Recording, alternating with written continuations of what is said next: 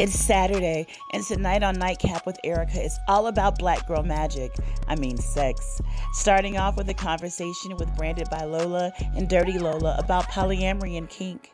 And then comedians Marina Franklin and Yamaneika Saunders talk about men and sex. Raw. On Nightcap.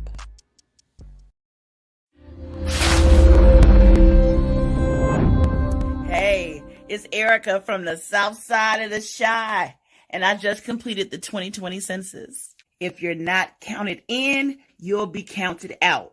And I don't know about you, baby, but I want to be in, not out. What are you waiting for? Take the census. Go to 2020census.gov.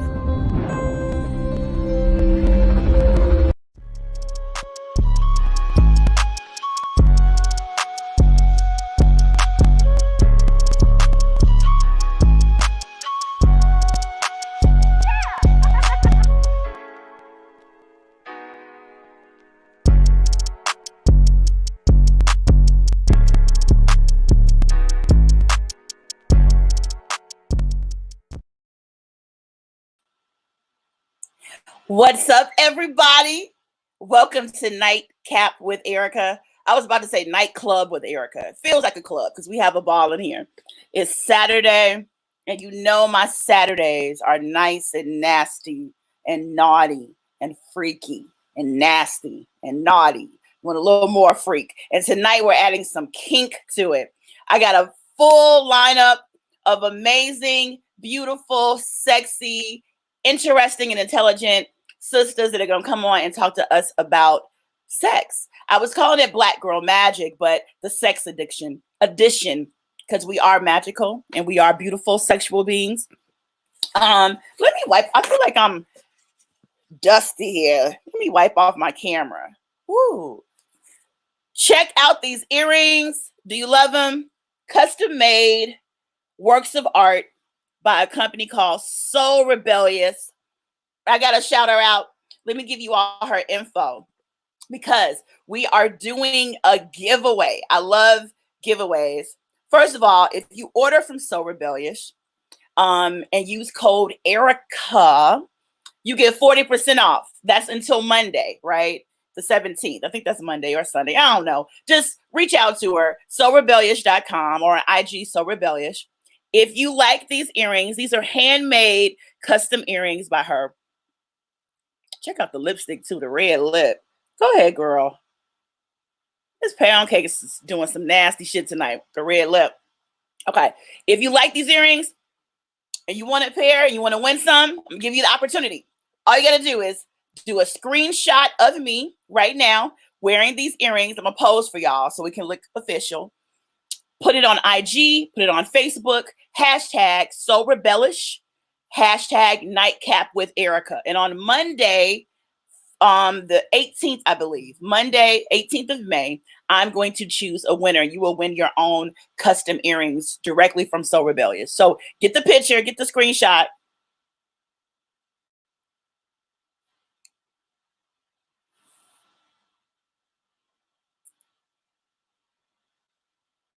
Did you get it? Got it? Good. So put that on. Let me know. Also, you know, it's nightcap, so that means have a drink. I see y'all coming in. I'm so happy you're joining my live. We got a good show tonight, so get ready. Have your questions and stuff ready. Let me know what you're drinking. I, of course, as usual, I'm drinking Creative Click cocktails. Right here, based in Chicago, my girl, Nikki G on the South Side. If you call her and order your drinks, she will deliver them to your front door. You can't beat that, boo. Okay? So, you know, I love showing love to small businesses. So give Creative Click Cocktails some love. Let me put their IG up. You know, what better way to have a weekend or even during the week, but have somebody deliver drinks to you, right? So I usually drink. I'm just going to drink out of here. I was trying to put it in a glass. I could be sexy and grown. But we going to be on this today.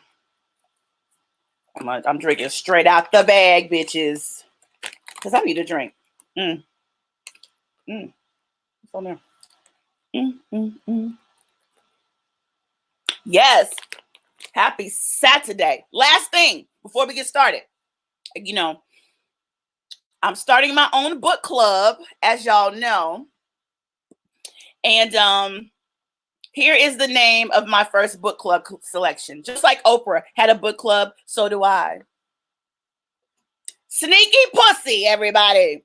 That is the first book we are reading, Sneaky Pussy. I know a lot of y'all got some sneaky pussies out there, so you will be able to relate to this book. I got a sneaky pussy. My pussy be doing all kind of shit that people don't know about. I love sneaky pussies. Go to Amazon.com, purchase Sneaky Pussy, y'all. It's 99 cents to download the book. That is the cheapest pussy you will ever buy in your life. 99-cent pussy. Okay? So I don't want to hear shit.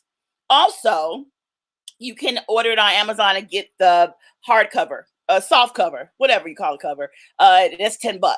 So Karen Lee is a writer from Chicago, showing her love. You all get the book. We're going to be discussing it in my book club on my Facebook page. Yeah, that's the bomb, right? Sneaky Pussy.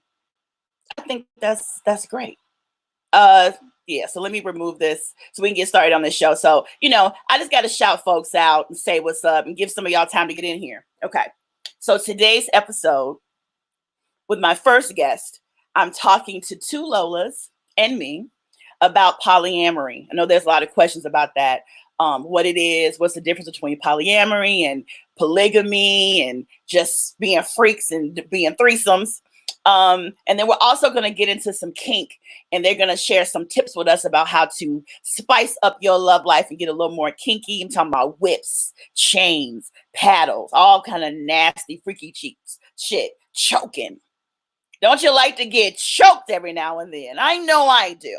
No, I don't. I'm a good Christian girl. So for those of y'all that want to get smacked around and choked and put on your leather and do all kind of nasty stuff, we got two amazing women that are about to come on and give us the real deal and all that. Just so happens that they both are named Lola. One of them, I'm a fan of hers. I follow her, Dirty Lola. I just think she is one of the most beautiful and sexy women in the world. Then the other one is my friend. In a lot of ways, she thinks of me like a mom, but we ain't having no mama-daughter conversation tonight, right? Unless your mama is a freak. A lot of y'all mamas are. So, branded by Lola, Chicagoan, sexy diva. I just love her. She's just so yummy. And they're going to join us now, and we're going to have a good conversation. Write your question, because I know y'all going to have a lot, okay? Let me bring on my girls. Dirty Lola, join me. Hey! And branded by Lola. What's going on? What you laughing at? What you said. Well, great question, ladies. What are you all drinking tonight? I have a really hard cider. It's a really high alcohol content. Like usually people think cider and they're like, but this one's a really I forget the name right now, but yeah, I like it a little strong. So okay, I'm having I think you are the first person to come on my show with the cider at all. So you broke my cherry. I was a cider person. Yes. And what about you, branded by Lola? I'm drinking sparkling Welch's. Cheers. You know what? It's always the freaks that, try to pretend like they don't drink. You don't need no drink, do you? I'm just playing. I'm so happy y'all are here. Let's get into it. I put you both on the show together because in your descriptions on social media, you bring up polyamory, which lets me know that either you yourselves are involved in a polyamorous relationship, or you support them, or you educate us about them. I want to know, tell me, what exactly is polyamory? What does that mean? Dirty Lola, you start. All right. So polyamory falls under the umbrella of ethical non-monogamy or openness. So everybody kind of tries to pile everything into polyamory, but polyamory is one of the things. So it's not swinging, it's not monogamish, it's not even open, it's its own separate thing. Basically, polyamory is constructing relationships with more than one person. So not just friendships, but like sustainable, loving relationships. Does that always happen? No. But that's the goal of polyamory, is to create a system of partners. And then there's, even within polyamory, there's a myriad of different types. There's solo polyamory, there's relationship anarchy within polyamory, there's, there's triads and quads. And so it's like an umbrella with another umbrella that contains a whole bunch of other folks. But yeah, Wow. I know. That is, oh, okay. This is interesting. So Lola, what do you have to say about that? Branded by Lola. I mean, it's basically what she said. It's consensual, ethical, like relationships that contain more than one person. And just to make it clear, not all polyamorous people are sexual with one another. A lot of people, like, I feel like that's the misconception around polyamory, is that it's always sexual, and it's not. Like, sometimes it's that emotional relationship that you have with someone, and you also have sex with someone else, and that's also considered polyamorous. So it's a multifaceted umbrella, like she said, of terms, like of different relational dynamics intertwined into like one grouping. But Okay. as you stated before, Dirty Lola. I love saying her name. Yeah, Dirty Lola. I love it. So there's overall, definitely a lot of stuff. polyamory is the term up here, and then there are all these different subsets underneath that. Right. And a lot of times people use a blanket statement to understand all of it, but they're really their own little individual pockets. Okay. So polyamory also another umbrella. So like swinging isn't part of polyamory. They're both they're under the same umbrella, but they're not the same. Swinging and open relationships. Right. People think that they're the same, and it's not. All of it together, and it's like that's under their own umbrella. They're adjacent, but not the same. And then under poly is like all these other pockets. Yes. So this is my thing. A lot of times when I see things dealing with polyamory, for one thing, I think it gets mixed up a lot with polygamy, right? Yes. People always make that connection, and we know it's not the same. But what I will say about polyamory, the things that get promoted the most in media when they're trying to explain it, it tends to be a man that has polygyny and partnerships that involve women, but they don't let the other men come in sometimes. And for me, I love women. I think y'all are so wonderful, but I'm strictly dickly, and I just am. I think penises are so wonderful, but I wouldn't mind being in a triad with two men. Several people have mentioned to me that that's a form of goddess worship in sometimes. Okay. So I don't mind being a goddess and being worshipped and having really ethical relationships with two men, but I don't want another woman in the mix. So does that mean that I'm not really meant for polyamory? Like, am I too selfish for it? No, that's polyandry. Like that. Right. It's polyandrous. Polyandry. Well, it's polyandrous because you're not married. Then it becomes polyandry once you're married to both of them. And it depends on whatever country you get married in. Or I heard that one state had it legal, but I don't think that's true. But it's polyandry. And it doesn't mean that you're not polyamorous. It just, you don't fall into that category. Right. Okay. Now, there could be polyamory. There are men within polyamory that want to have partners that don't have other partners outside of them. Yeah. That's a thing. People have to agree to that. But that's such a small subset. That's like people like to focus on. And I will say that there are triads where you could be in a closed triad, meaning none of y'all are dating, but you don't necessarily have to be having sex with the other woman. It just means that you're both a partner to, and like you are having a familial relationship. You're metamors, which is the lover of your lover. Yes. Right. Coming with the terms. Yes. So you're just choosing to make a home together or to be together and not date outside of that. But that doesn't necessarily mean you're having a sexual relationship with that person. I think that's everybody. The second question, they're like, oh, you're polyamorous. Okay. Oh, your partner's married. Oh, you have sex with his wife. Like that's the string of questioning always. And it's like, no, we're friends, but we don't want to have sex with each other. Like that's not our right. Exactly. So okay, it doesn't have to be a part of it. So right now, Dirty Lola, what kind of relationship are you in right at the moment? So I am 2 years out of a polyamorous marriage. I was with that person for 17 years. We were open for 6 before we split ways, parted ways. And I currently have a partner who lives long distance. He's married and has a child. And then I have right now another lover. Right now we're in the midst of a pandemic, so it's like nothing's happening. But right, a lover. So I guess I'm considered solo poly because I don't really have any other major partnerships happening. But that's my polyamorous status right now. Okay, but you are a solo poly, but the men are sharing. You've been in a situation where you've had multiple men in a way sharing you. Is sharing the wrong? Please correct any of my language. Well, in a way, like I have partners that, this lover and my partner, we've had a threesome. I mean, and I guess they share me in the sense that I'm in a relationship, but they don't live in the same city. We don't live in the same, none of us live in the same house. So, but they also have partners. So like my lover is married, my lover's married, my partner's married. My lover has many other lovers. My partner has other partners.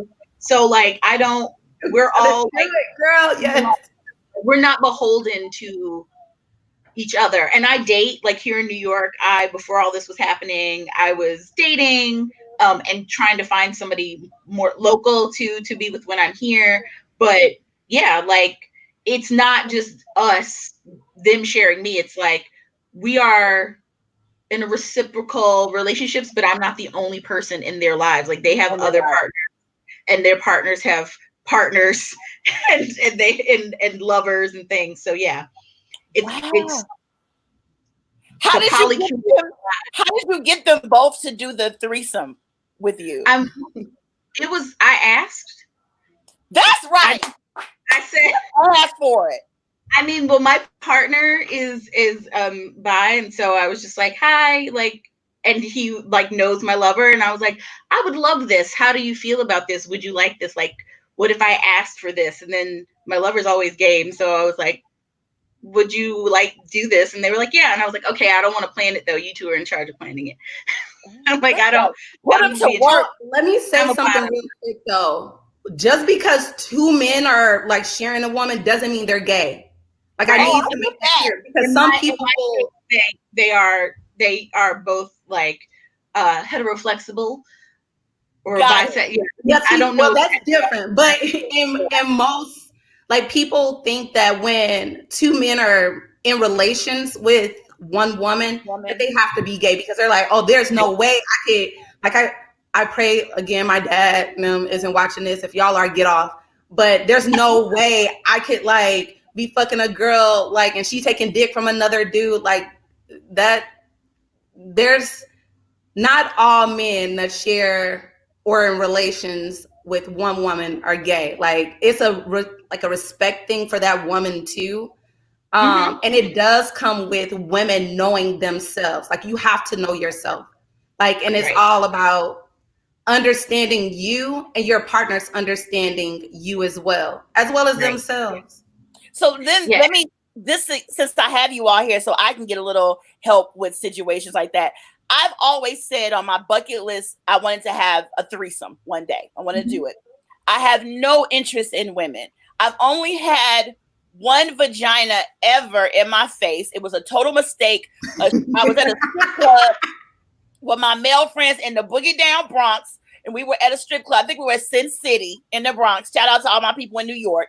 And the girl was dancing. She was entertaining my boys, and I was there. And I'm very go girl. Like I'm like an auntie. Like that's right, girl. You do it. You trip. And I was giving her dollars, but I wasn't interested. Y'all, she did some kind of flip and a twist and ended up with her legs around, like this is her coochie, and it was in my face. Her legs were on my shoulders. So I was just shocked because I'd never been that like ground zero with a pussy before. So I was like, what is going on here? And I was like, oh my God, how do men do? It was like my life flashed before my eyes. I am not shaming anybody, woman that loves to eat coochie. I'm not doing that. I'm just saying for me, right, because Lola loves to eat coochie. I was like, what? And then she saw I was froze and I started screaming. And she was like, oh my God, I'm so sorry. She felt so bad for me. She kept sending over drinks all night. So in the end, I said, but I was like, it's not me. So I want 2 guys. So Dirty Lola said, just ask. How do I ask for that? Well, you got to find, you have to find willing, like, here's the thing. It's like, you're going to know. It's either you're going to be in a situation where you are with people, like if you're at a sex party or you're at something of that nature where people are there to kind of experiment, or you're going to be asking people who are in your life. And so you can gauge, like, would maybe they be interested in it? But it also comes down to like negotiation of like, I would love this. This is a fantasy I'm having. And here's who I have in mind. But I like to kind of field out, like I approached my partner because I knew my lover would be down. Like I knew that I could approach my partner and find out, and then that my lover would be down, and it would just be about logistics. So I knew the people who I was asking, and I knew that this was an ask that wouldn't be far-fetched, but also I was prepared for it to be, if there was a no, it was a no, because, you know, not pushing anybody's boundaries, because consent is important, even for menfolk.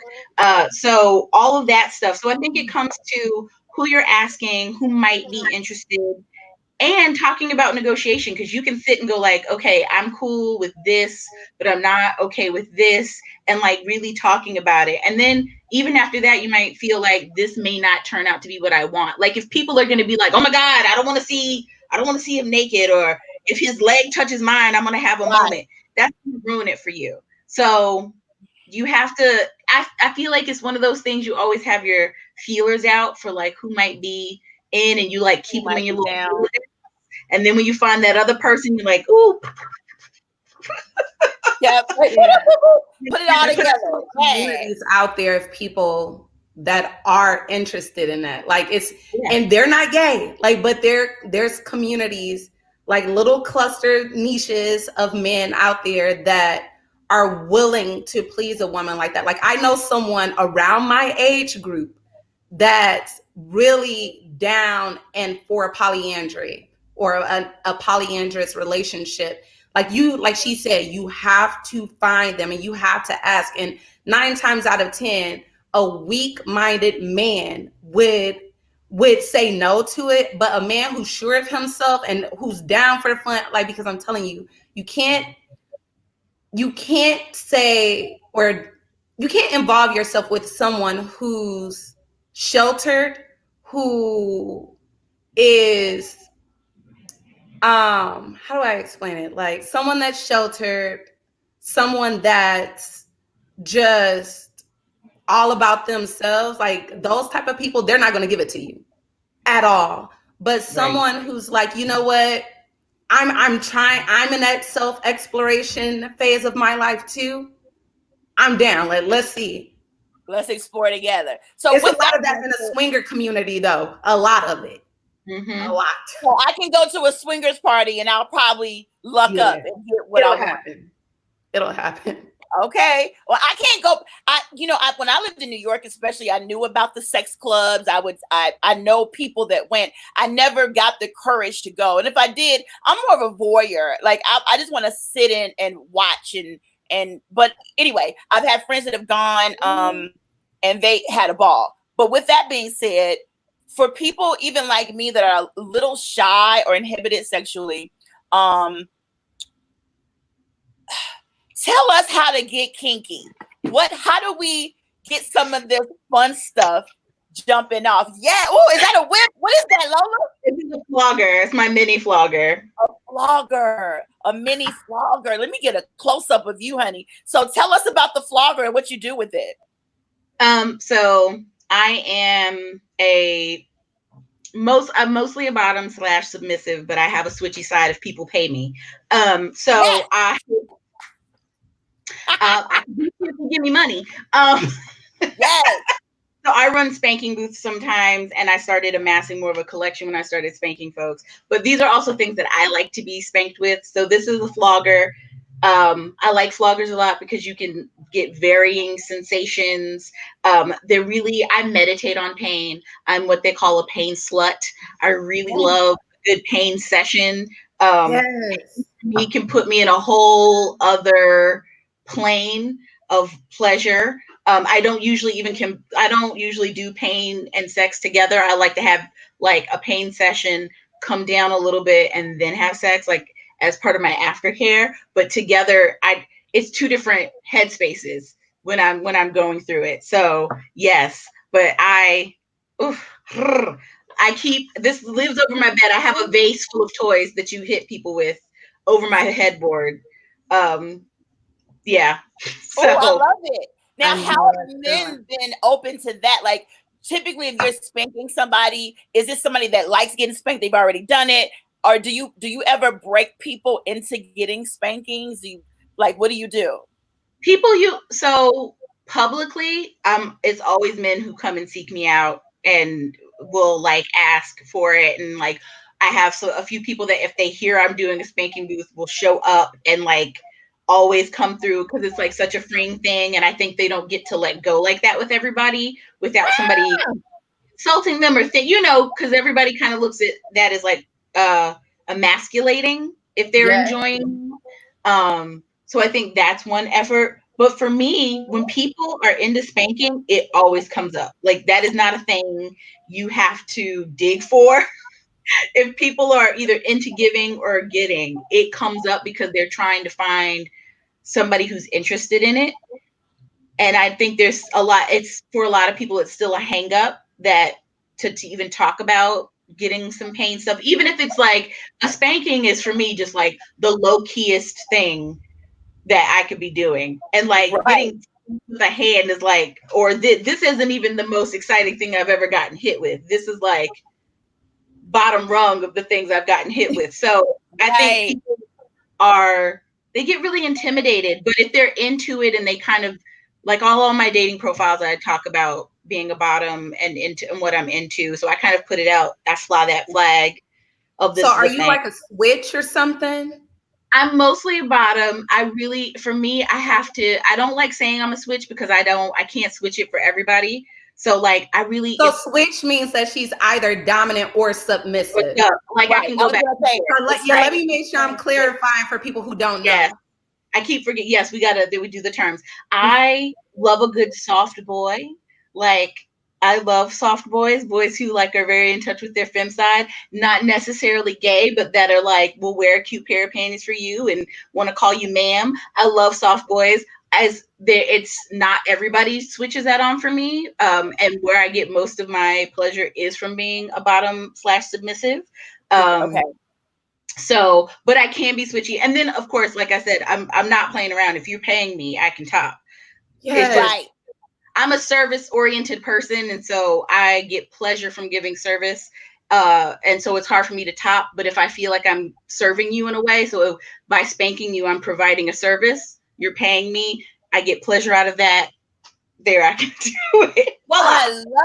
Yes, you get pleasure out of pleasing. And we need more people like that in our lives, period, that actually them serving and being understanding that part of sex and relationships is also pleasing your partner and making them feel good. And so many people are so selfish, but hey, branded by Lola. What about you? I know you like toys and things too. Do you like I do. But I know Lola, you give me very much a dominant vibe. Yes. I am. I don't see you being submissive at all. I am not. Like I'm not. Let me calm that down real quick. Sorry. Right. Yeah, I'm very much so an aggressive sexual person, but it's also because I know what I like sexually. And so one of your questions, like I think, yeah, you were like, how do you get into that? I tell people all the time, to know yourself sexually, fuck yourself in a mirror. Like masturbate in a mirror and become acquainted with yourself. Like, so like I tell people all the time, I'm like, you need to know your faces. Like you need to know and feel what it takes for you to please yourself. That way someone else who's trying to please you can know which way to navigate, your yoni, or however you get pleasure, like whether it's mental stimulation, touch, whatever. They know how to please you, but you have to fuck yourself in the mirror. Like masturbate. My ex actually taught me how to masturbate with my fingers, but lately I've been like killing this vibrator. Like I think I'm partially addicted to it. But as far as toys go, I'm really into choking my partners. Like if I'm with my male mate, I'm into being choked, but it's more of a like, and I know people might see that as submissive, but I told my male mate, like, I need you to do this. Like, and it's me taking the initiative. So full it's control. like, I understand why people see it as being submissive, but to me, it's not. It's like, I'm taking charge of my orgasm, like how you're pleasing me. And with my female partners, like, listen. So you're with the female partners, you are fully in control. So you're doing the choking. Yeah. I mean, I let my ex choke me, but it's different. Like it's different when I'm in control. It's like I feel it in my spine. Like that, like you saw how earlier Dirty Lola like got like that feeling like, oh my God, like even talking about it feels good. I get that. Like when I'm in it, like it feels so good. But what I mean, and that's when you use like safe words. Because my fear is that, somebody will get to choking me and get to having too much fun with it, and the next thing you know, I'm passing out. How do I know to like this enough? Stop. Like what do I do? Hopefully they know. Like calm down, motherfucker. Yeah. So you choke too much. That was a very key thing you said, Brandon, about Lola. Like, I don't let people hurt me unless I know their references. People don't get to hit me unless I know they are skilled at it to a degree, or at least knowledgeable about it, or we can talk about it. Like I've done my own research on pain play and like places to hit, places to don't hit. So I know, even though before I started giving spankings and doing things of that nature, I found those things out because I got hurt my first time really playing with a person that told me they were very knowledgeable. And then I ended up going into shock because they had hit me so much across my chest that I ended up with bruises that were so dark, they were black. And I literally went into shock in front of my then husband, who was like, had no idea what was happening. Like he was like, we had talked to this person and he was also in a place of trust. And this person just kind of like, oh, she'll be fine. And I was like vomiting and shaking and going into, and I was in Canada. It's the whole story. But that really taught me you have to know all the stuff so that you know what people are talking about. So whatever you're into, you need to learn the ins and outs. So when you hear people talk about it, you can really go like, you don't know what you're talking about. You're just saying words. You don't have any skills. Or I'll ask people, I'm like, who have you beaten? Can I talk?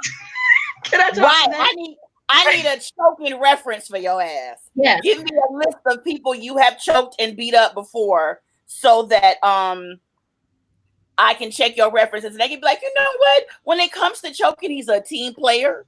He's always on time, works really hard. All the good things you want somebody to say that have employed you before. Because that is crazy.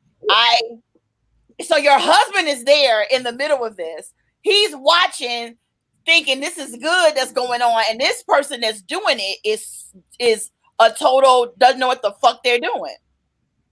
And in the moment I was enjoying it, but it was just that kind of impact in this part of your body where you were really sensitive, and especially near your heart, any of that.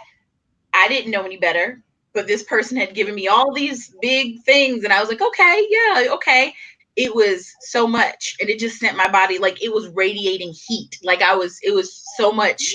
And the bruising, I had bruising for a month. Like, I don't own turtlenecks, so everybody saw it, because I don't own anything higher than like right here. But right. It was, yeah. And this was when this was like when I very first like started really getting into it. This was like my first scene ever. But I learned like, if nothing else, I learned a lesson. So it made me really learn to step back and not let everybody put their hands on me. And even when people talk a big game, like I need to like either see you in action. And it's made me really like, I need to like know more about you as a person. Also who they are as a person, because if you're a shitty person, I don't care how skilled you are, you're not going to be good at kink. Because if you're shitty at communication, if you have too big of an ego, all these things are not going to make you great, because you're not going to listen to when someone's telling you to slow down, or I'm having a moment, or yeah. So, but when you find that person, it's so good. Like I had a partner for a while, and I let him hit me with a bike chain. I mean, it wasn't the first thing he hit me with. Girl. Oh my God. It wasn't the first thing.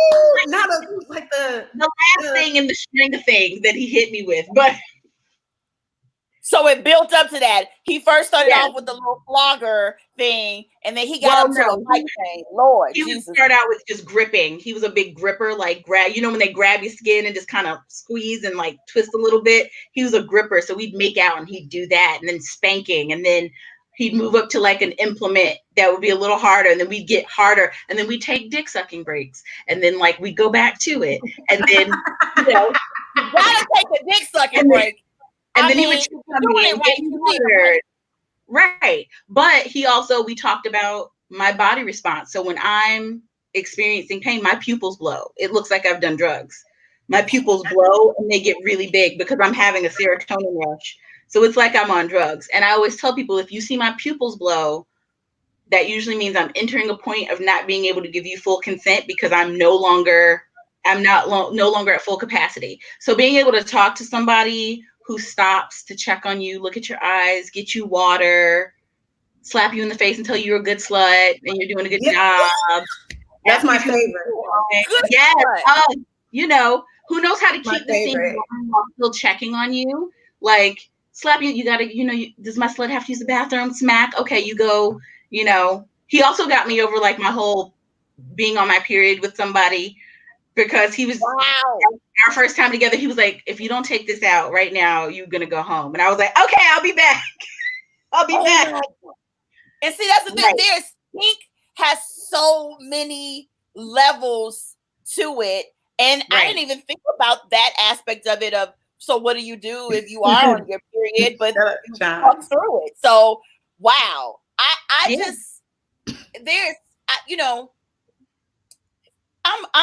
I'm a baby at this. I'm right now just exploring and learning and getting information.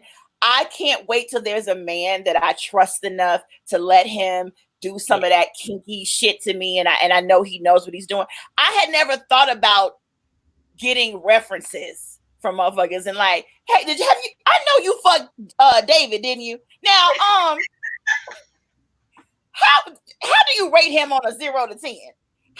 Now, when he choked you, I never even thought about inquiring about previous choking. There actually used to be an app that did that.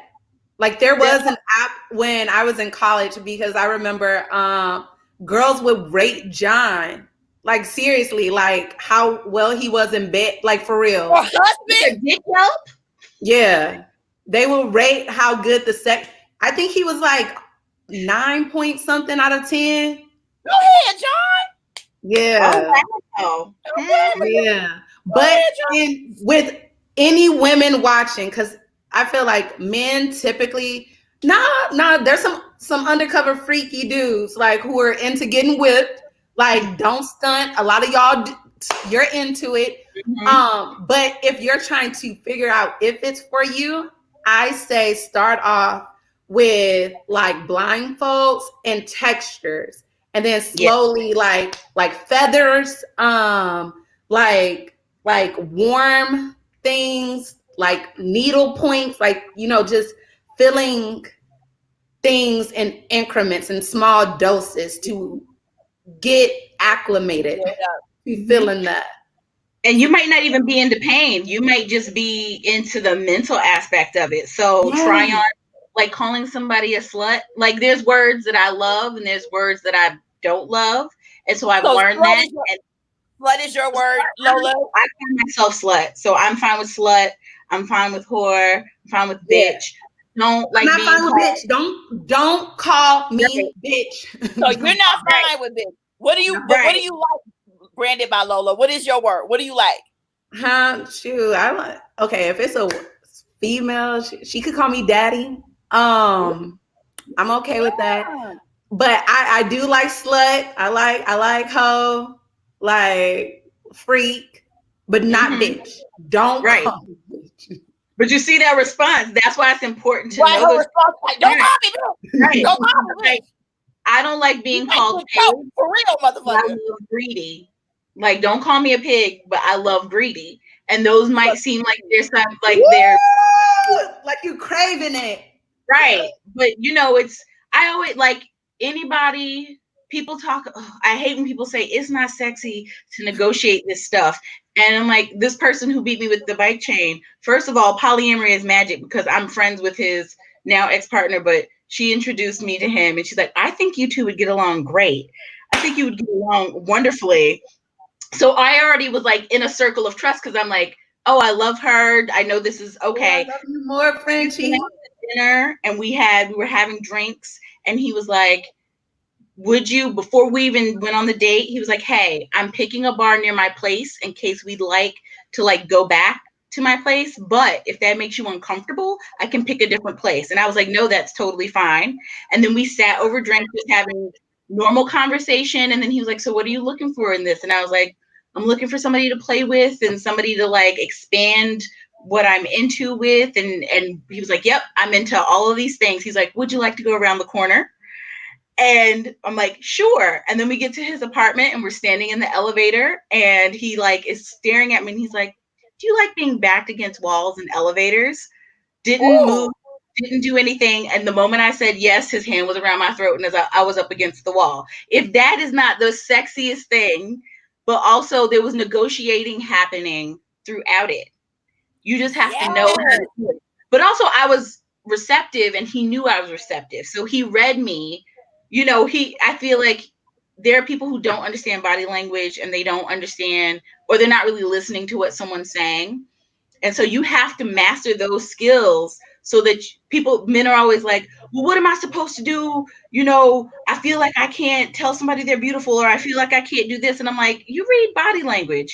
You can tell if somebody's going to be receptive to you, but also if somebody's not, keep it moving. Part of the problem is y'all don't know how to take no for an answer. So and they feel this entitlement. It's so interesting. First of all, this week y'all got to come back and like soon, so we can talk more about this. I do have my other two guests waiting, so I have to end things with you all. But this was getting good. Yeah. Before I want to hear more about your daddy adventures. We need to come back and do this. Listen, because Lola Brandon, both of y'all got some stories. That's what I want to hear. I would love to have kinky stories that you all tell us.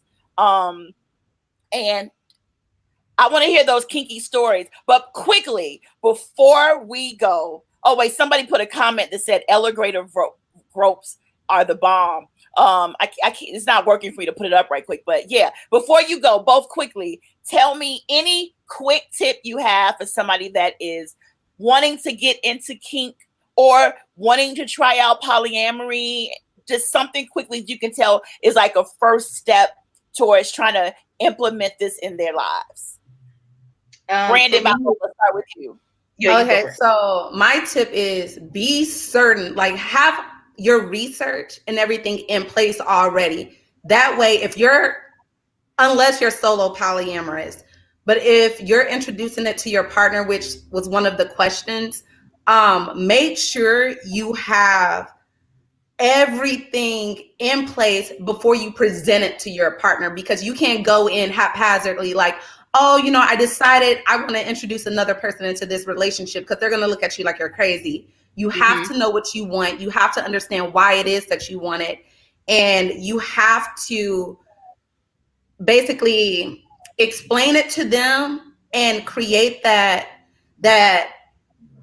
I guess that atmosphere of openness and communication between your partner. That way, if they have a problem with it, you're also able to address those issues and collaborate with them together. And if y'all aren't meant to be, then you're just not meant to be. But have all of your ducks in a row before bringing it to somebody.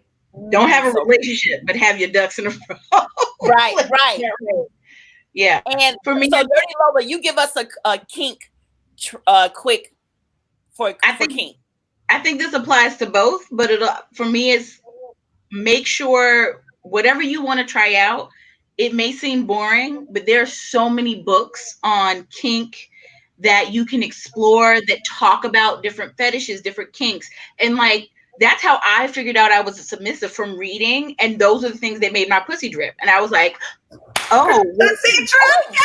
Yes. Sorry. So anything you read through and you like get that twinge, and it also gives you like a knowledge of just what's out there. And just remember, you don't have to be into everything.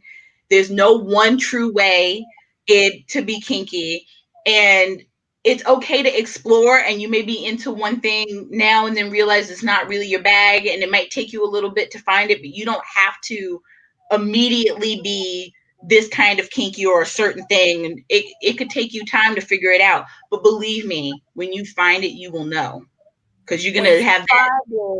Your pussy will drip. Yeah, it will. You find that right kink. Oh my God, I love both of y'all. If the first time I ever go to a sex party or go somewhere to get spanked, I need both of y'all there, because any party that y'all two at is a party, bitch. I already know. So I it's a Lola thing. It's a Lola thing. But thank you all for coming on. Let's toast. Let's do a nightcap together. And get your grape juice out.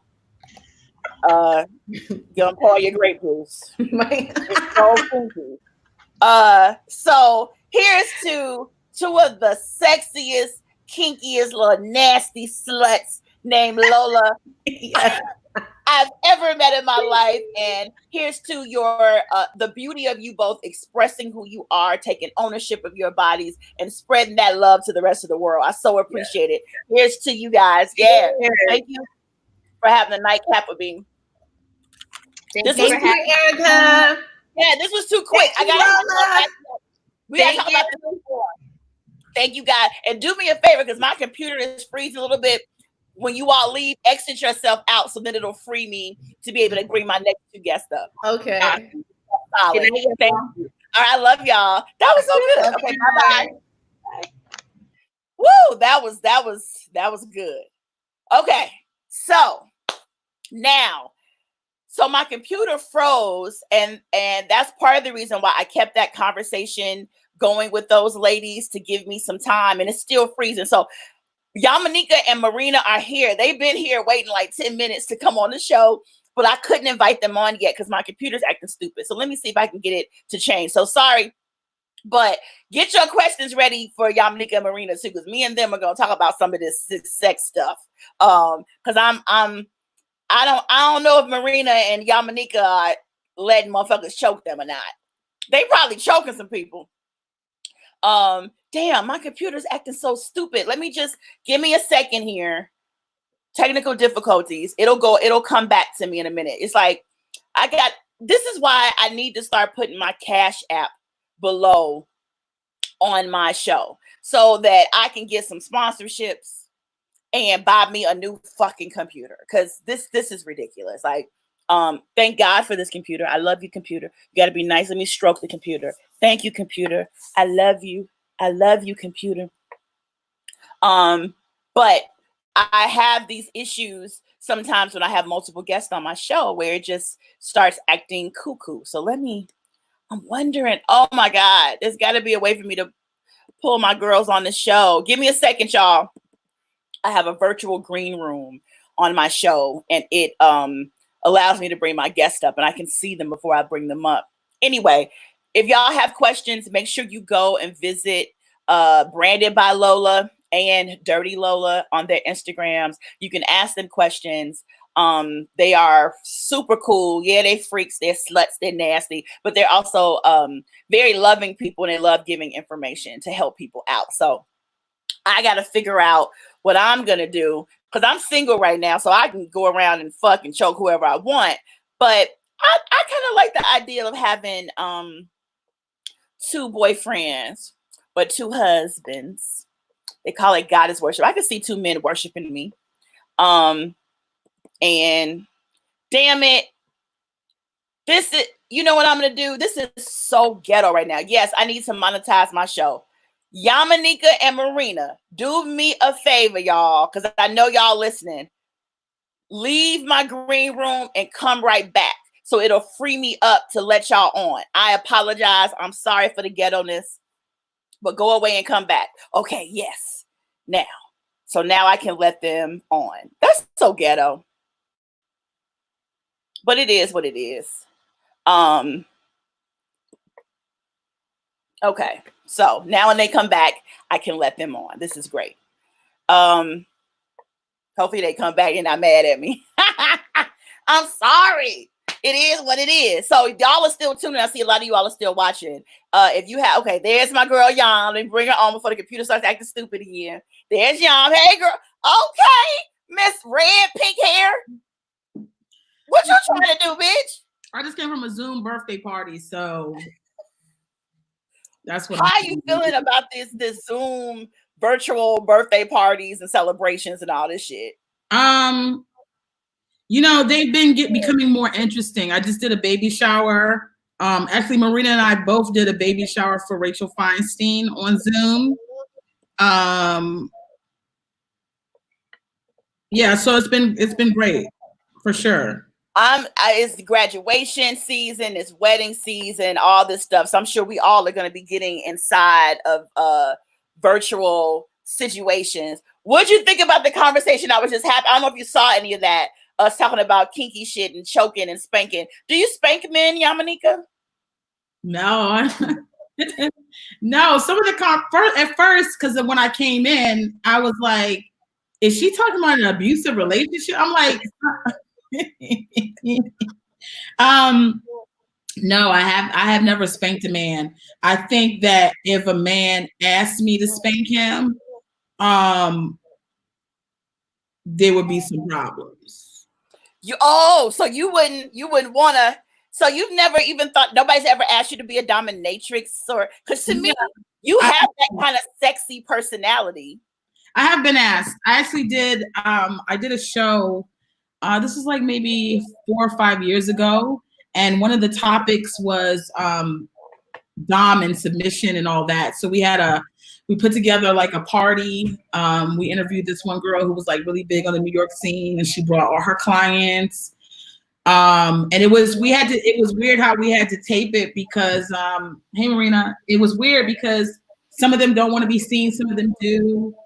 One of the guys was teaching me how to flog someone, and you know, he said I could make a lot of money, but I don't know. I don't want to. Marina, have you ever spanked a man before? I'm sorry, say that again? Have you ever spanked a man before? Oh, that was the question? I just plugged in my headset. Have I ever spanked? You know, I should begin with, my therapist once said she didn't understand why I was uncomfortable talking about sex. Okay. I'm going to start there. Okay. And then you'll see why I'm squirming at a lot of this. But I have slapped a man, yes, on the ass, but not too hard. You were very pleasant with it. You were nice. I mean, there was one time where he said I was a little rough. See, I'm not like your last guest. Your last guest were talking about dripping pussies and shit. Right. No, the last guests were oh, they're in their sexpert world. But dripping. overall, for you and Yamaneika, first of all, it's a nigga probably texting Yamaneika right now. Who are you texting, Yamaneika? I know it's a dude. I know it's a guy. She's probably texting me, and I didn't read it. Did I? Oh, No, is this delayed? No. I'm sorry. Here I am. No, I wasn't texting anybody. I was trying to get that conversation out of my head because I'm quarantined single now. Like I just got a relationship, and I don't want to hear about dripping.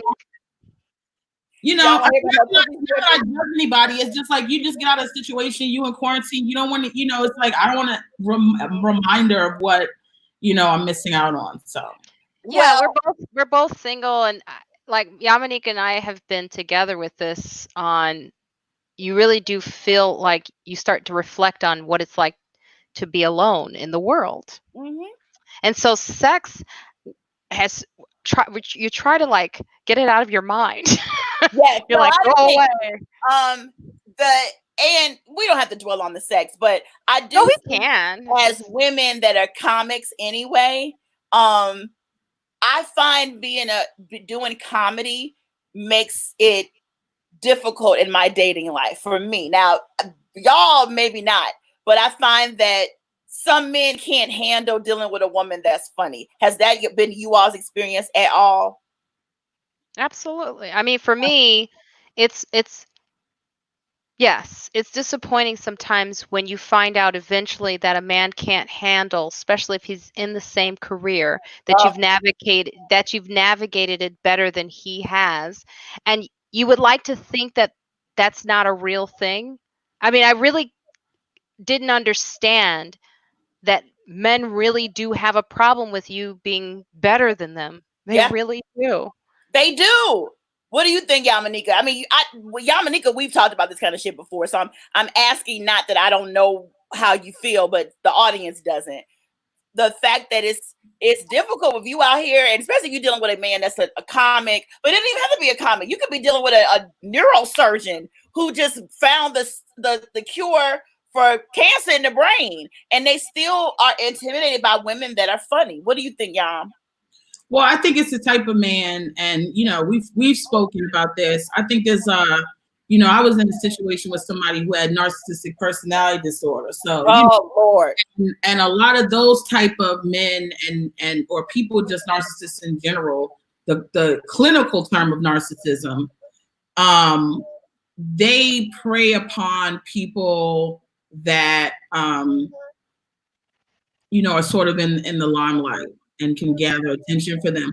So a lot of times we do become prey to that as women of who are comics, because we want to be loved too, but we also have to, and not every guy wants to, jump into that pond with a woman who's, it's not like we're like, hey, it's like we're strong women who, it takes a man to,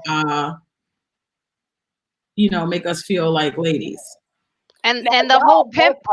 Go ahead. What were you saying, Marina? I'm reading this book right now called Iceberg Slim. It's the pimp Bible. Yeah, I need to read that. And it'll inform you a lot on the mentality that, especially for Black men, because there's so much set up against them, and how to be successful and how to get somewhere in this culture that's really jealous of them. Yes. Right. So this book really is, it may seem weird to be reading about pimps, but it informs you a lot about how men need to do that so that they can feel, Black men specifically, better in the world. Because the world is jealous. Black people as a whole, we are the innovators, we are the creators, we create culture, we are culture. And I think, but you know, when you're talking about Black men specifically, it's their body, their look, their statue, their sexuality, everything about Black men, people are jealous of. And I can see why that ends up causing conflict, specifically between Black men and Black women when we're dating each other. And I'm trying to strive and go higher, and you may feel intimidated by that because of what the world is throwing at you as a Black man. But y'all, both of y'all don't just date Black men.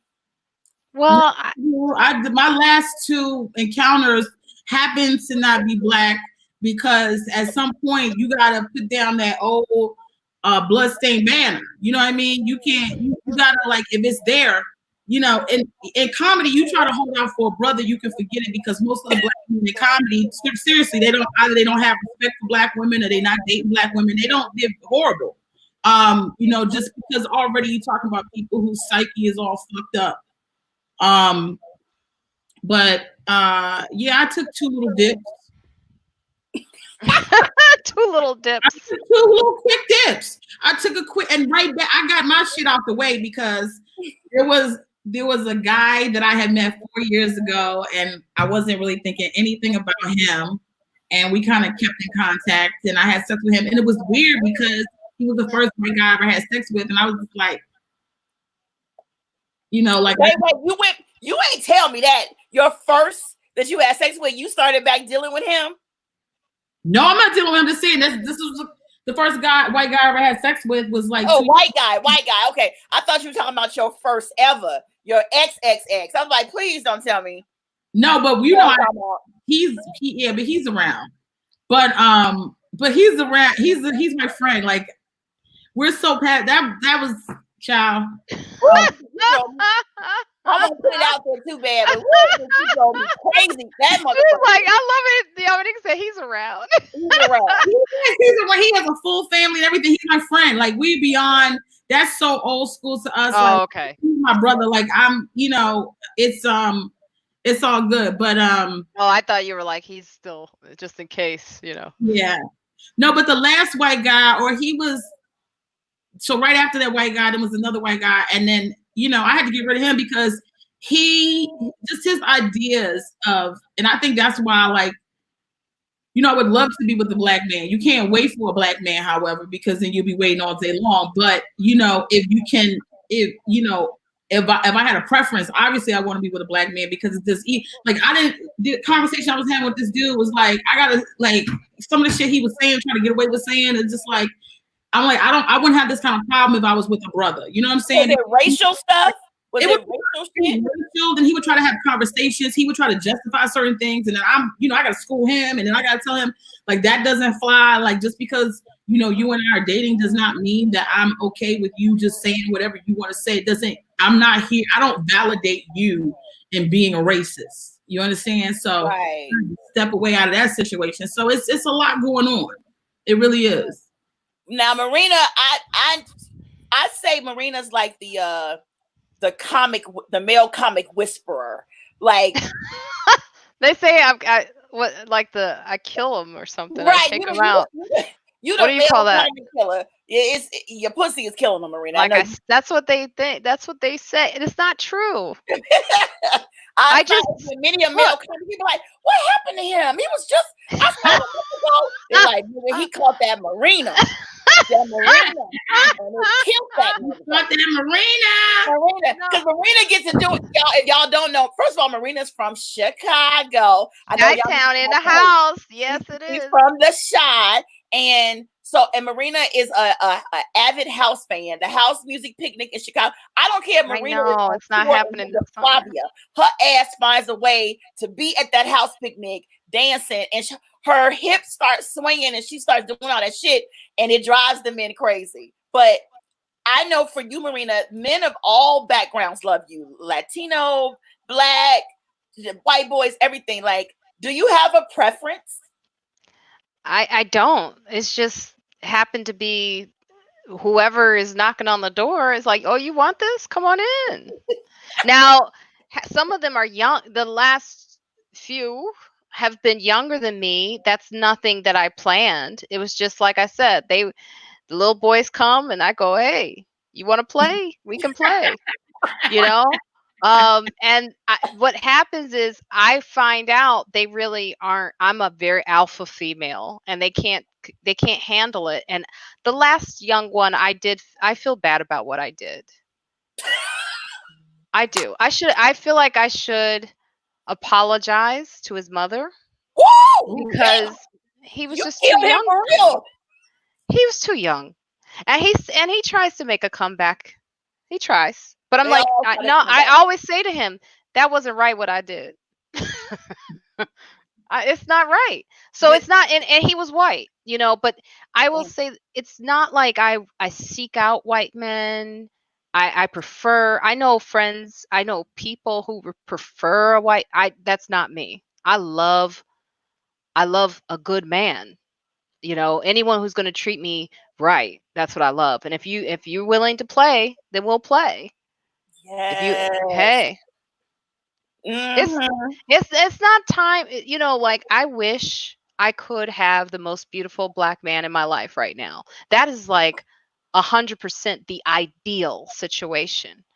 But if it's not going to happen for me, I can't keep waiting. I have to get something out of this life for me. So if I get a good man that comes along, I don't care what color he is. I don't care if he is not even that attractive, but if he's pleasing me, if he's feeding me mentally, emotionally, that's it.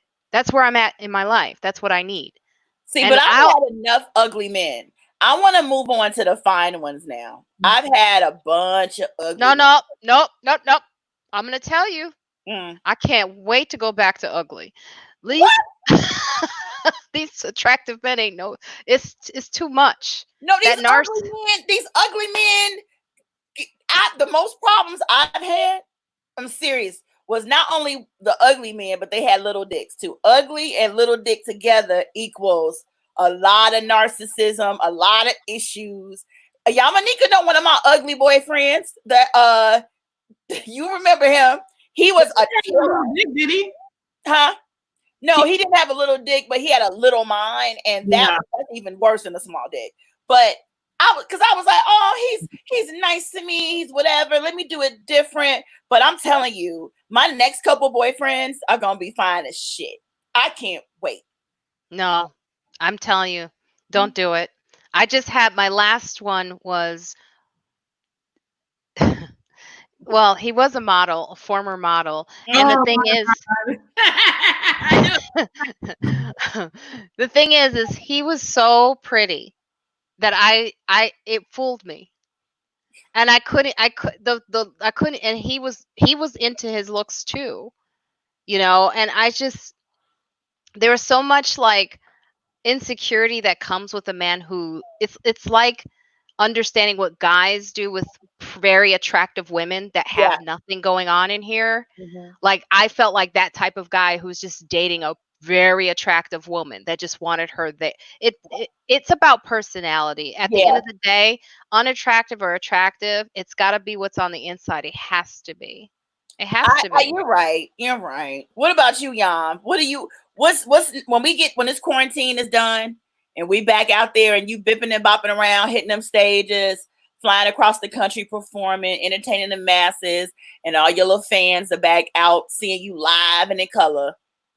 And after that show, that one dude come walking up, or two or three, to send a drink over, or want to come talk to you, hang out with you at the bar. You know how they do you when you're a female comedian. Here they come. Or he's on his scooter. Oh, I come scooting up to you.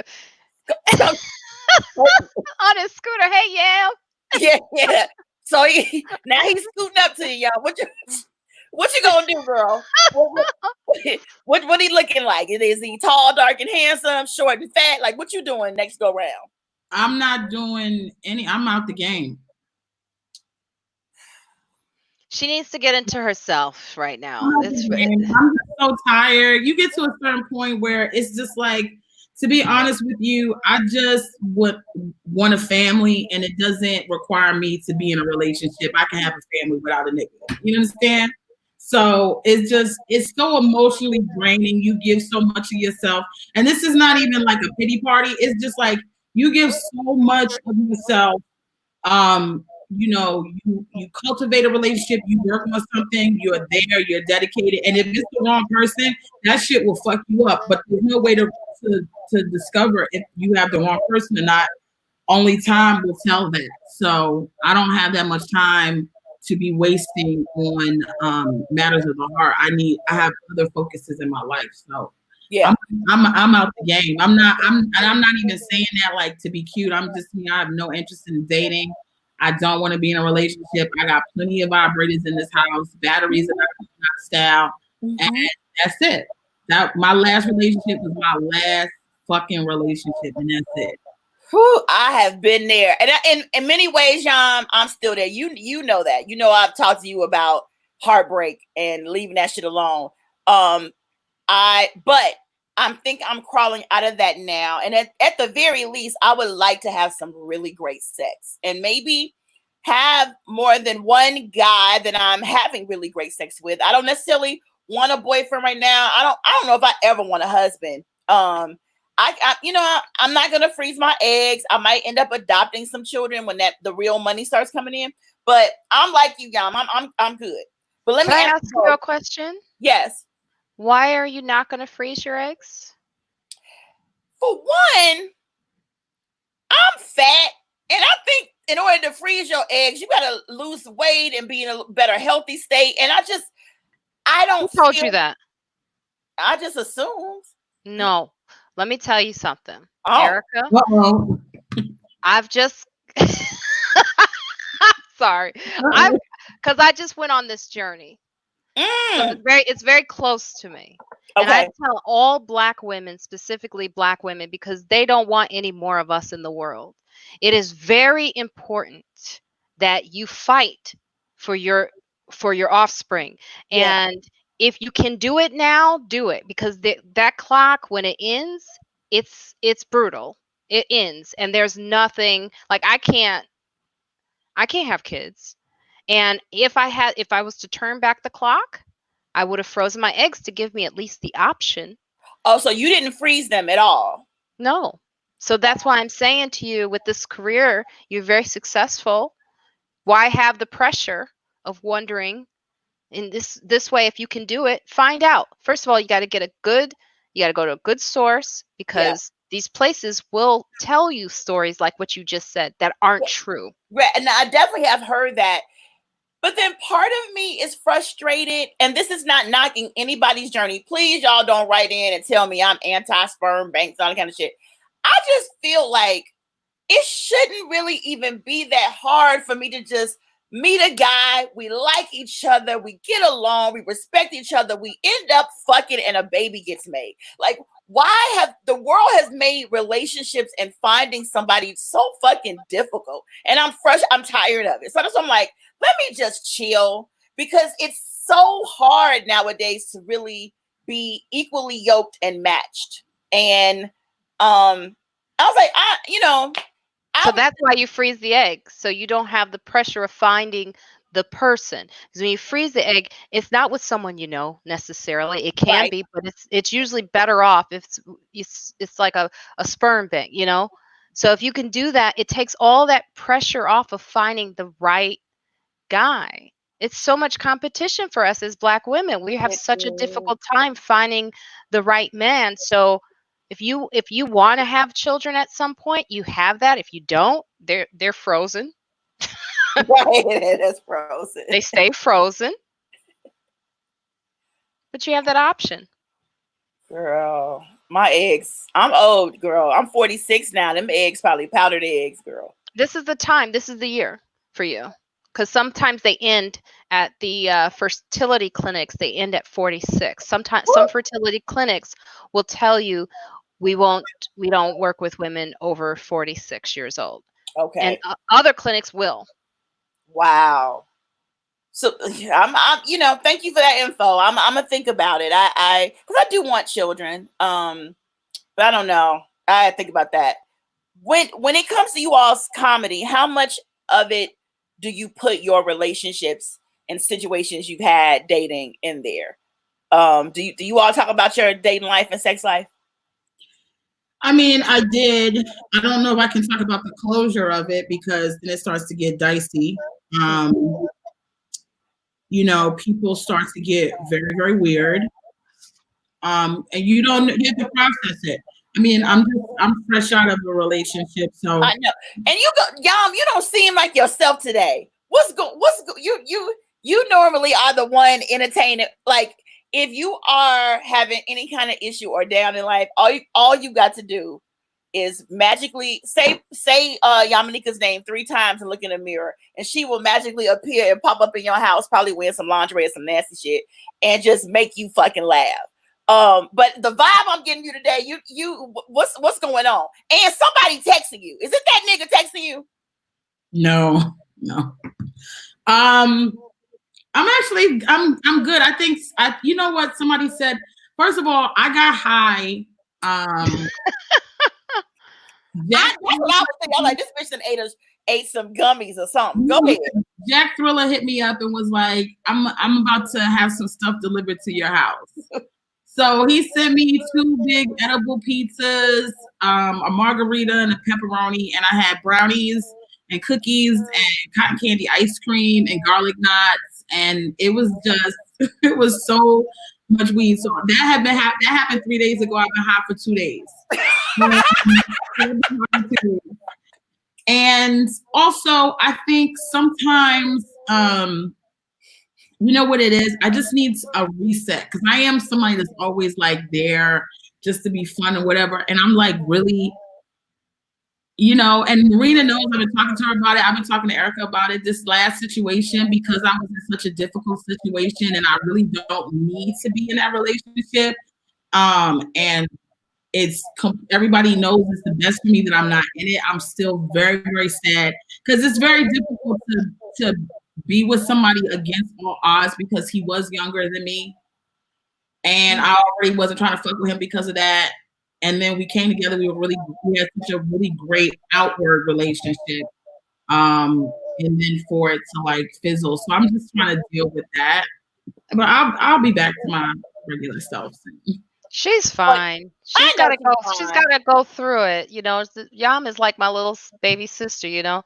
She's just got to feel it. It's okay.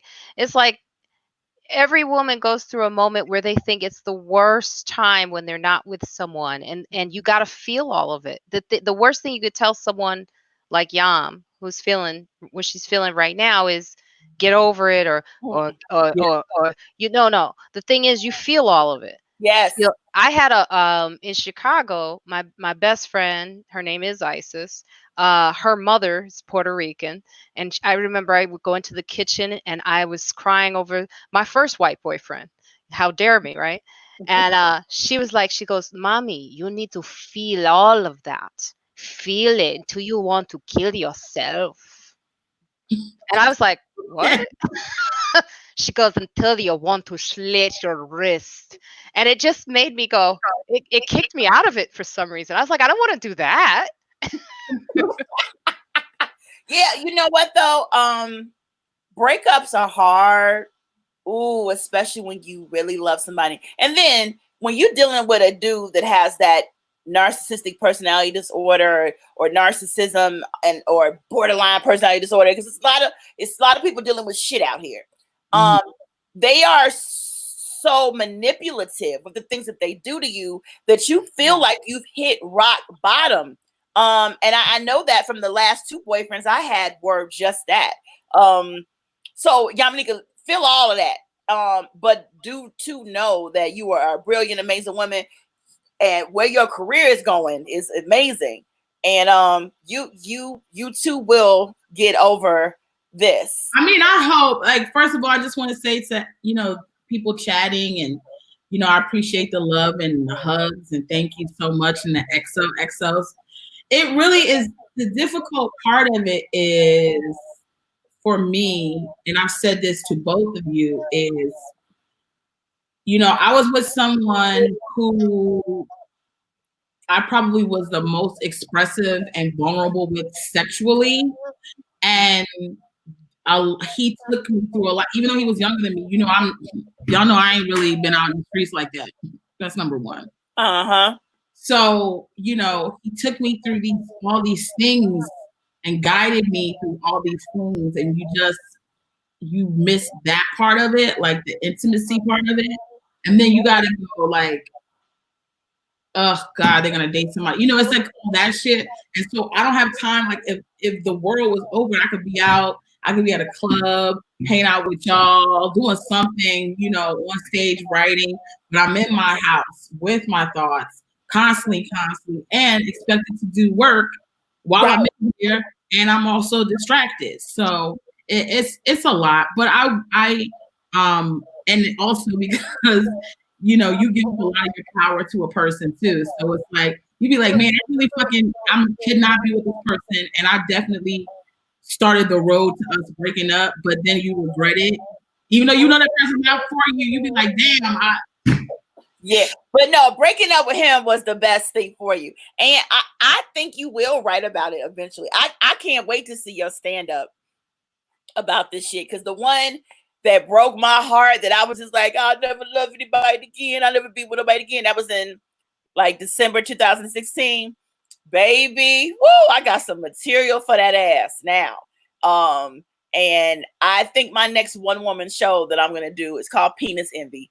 It's all about relationship dynamics and stuff like that. And he gave me some great material. So I'm excited. But will you, Marina, you write about exes. You write about relationships.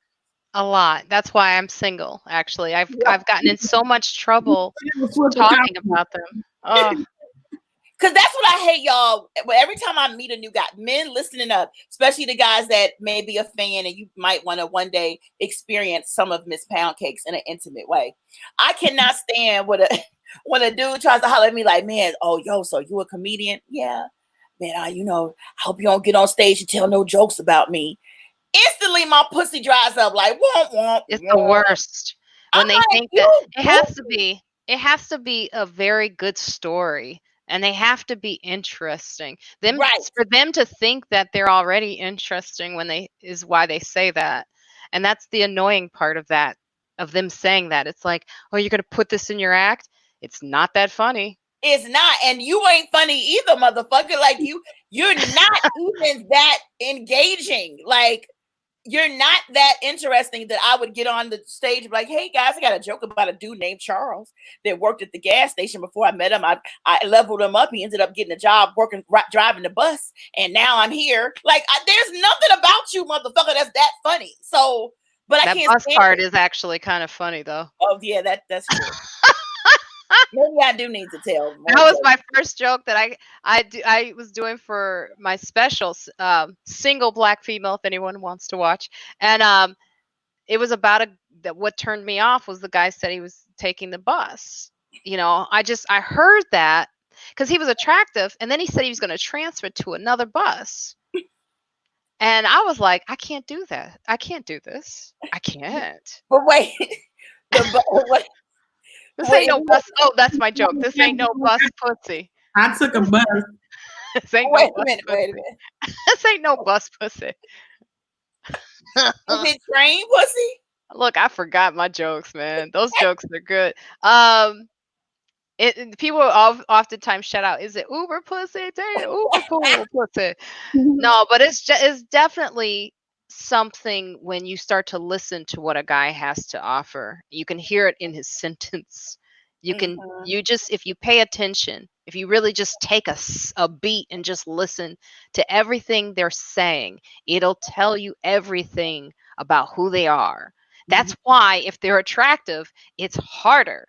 Because when they're attractive, you get fooled by this image. You think this is telling the truth. You know, you got to really listen to what their mouth is saying. Right. Because you get sidetracked by that one's gorgeous looks, or if they're good in bed, or whatever it is that turns you on. You're focused on that. My guy had a British accent. Former model. And sex was amazing. The best I've ever had. So if he's listening, there's your compliment. There you go, sir. But those sentences were challenging. Oh, really? And And you know what though? I've learned a new word, sapiosexual. Mm-hmm. And that means you're turned on by really smart people. And I realize I am. Y'all know who one of my crushes is Neil Tyson deGrasse, the neuro the scientist dude. Honey, he got to get a shape up first. I mean, No.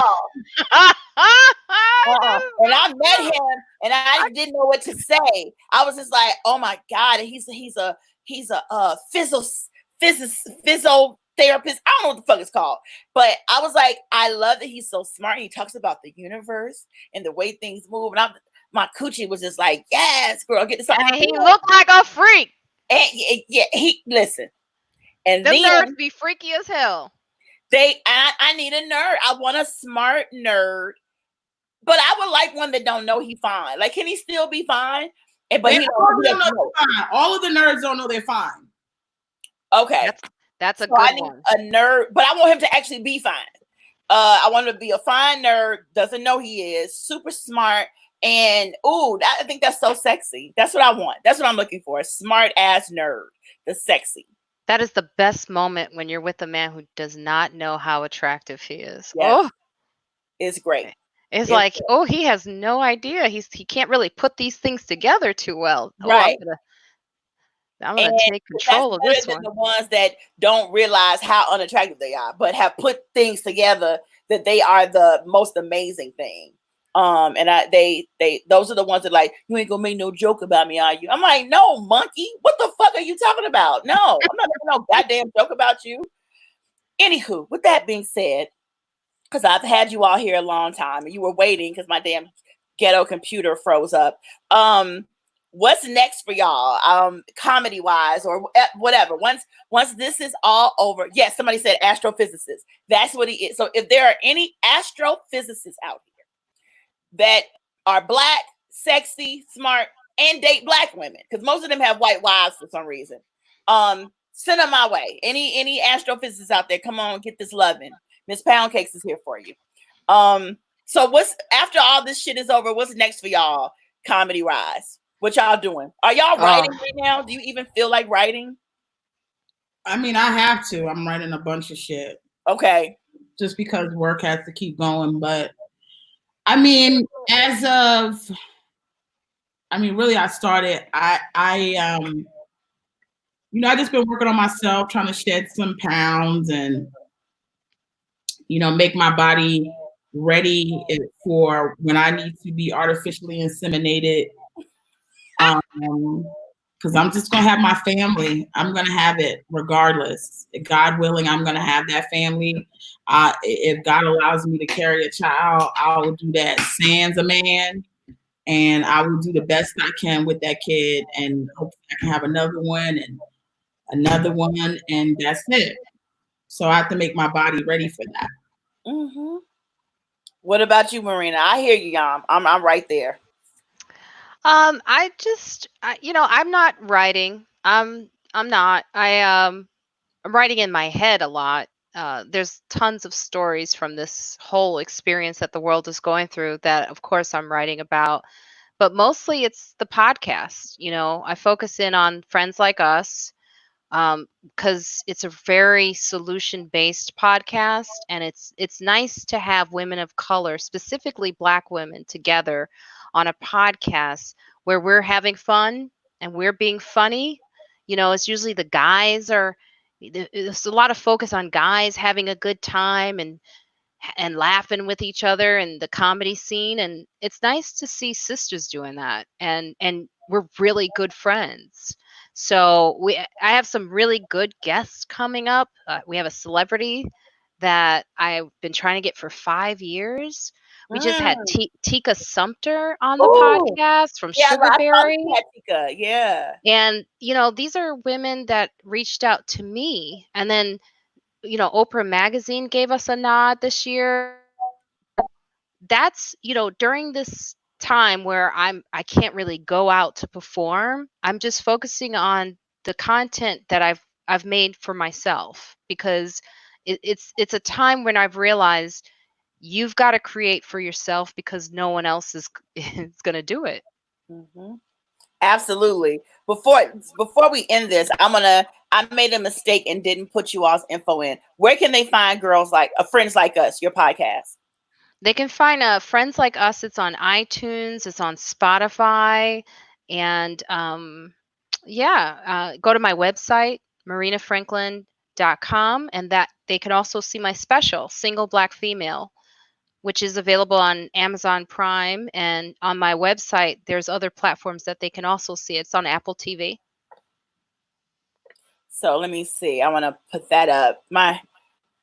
This computer really. Friends Like Us. Look at that's fancy. MarinaFranklin.com. You just did that? That's really cute. Yeah, I just did it. Now, Yam, give me where the people can find you, Yam, and deliver more edibles. I knew you was hot, bitch. I knew something was up because you are too mellow. She's not high right now. Right now. Oh, I thought you said you've been hot. Okay. You were hot for 2 days. I will, however. We're waiting for after the show. We've been waiting. That's why we were like, when we get to go on. Look at this. This is waiting for me. Yeah. You know, you can catch me at your local bodega begging for a little. No, you can continue to watch. You know, I have my Netflix. You can go watch that on The Degenerates first season, 3rd episode. I also have a podcast called Rant and Raving with Yamaneika and Friends. You never had me on your podcast, by the way. That's crazy. And I feel like you know what it is, and it's so funny because people that I talk to the most or I'm friends with the most hardly get on because I think we spend so much time talking about it, we don't ever do it. Right. Yeah. So definitely we got to make that happen. I want you to come on ASAP. I'm trying to get Marina on. Marina, you know. Because we had Yamaneika on recently. A lot. We had so much fun. And Erica has me on everything that she does. So I don't know. We have to make that happen. Like for real. Let's talk about it either tonight or tomorrow. Let's get a date because that's crazy. Yeah, because I've been on Marina did a special edition of Friends Like Us when she came home to Chicago, and she had me and Professor Tina Fakhreddin on, and we had a good time. I still call her Tina Jordan. It's so hard to call her. I know. So yeah, and Tina's a big supporter of mine. She might be watching. She said she was gonna try to stay up and watch, but I don't know. Incredible writer. Yeah, amazing. So yeah, I got here. You can find I love at a local bodega at Netflix and Comedy Central. Her Rant and Raving podcast is on iTunes and all the different outlets, and you can find her on Instagram. And you know what? They still have up episodes of This Week at the Comedy Cellar, which is on Comedy Central, and I was on that every week.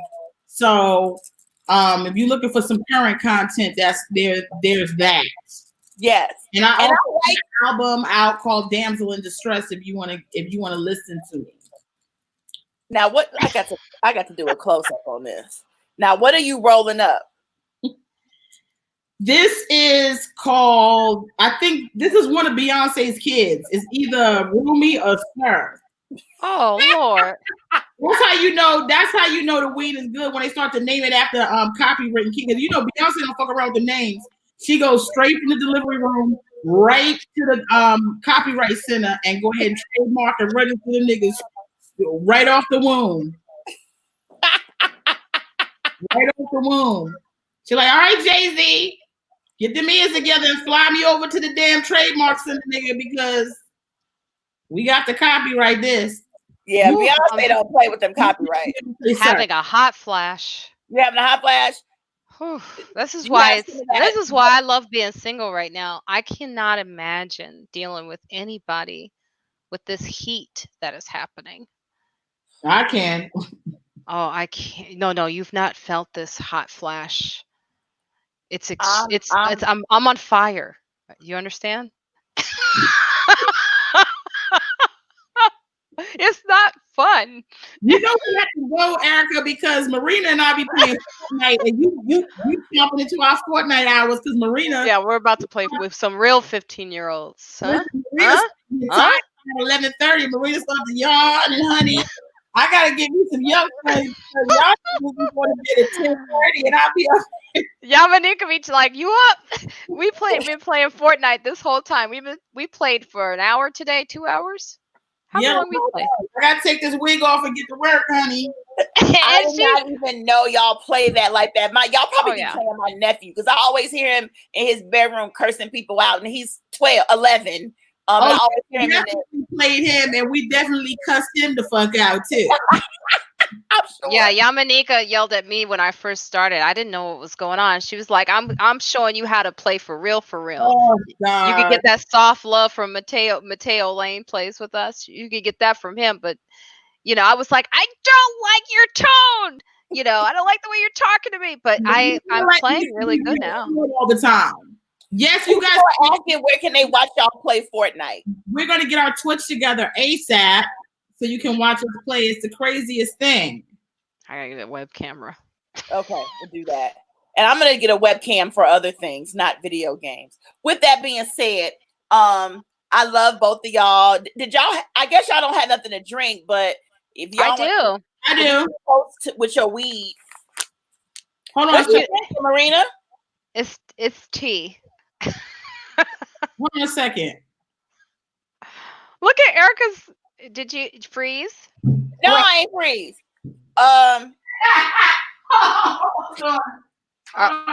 Or were you disgusted by the fact that I have tea in a champagne glass? And you had the nerve to put it in a champagne glass. Because I don't drink anymore. Excuse me.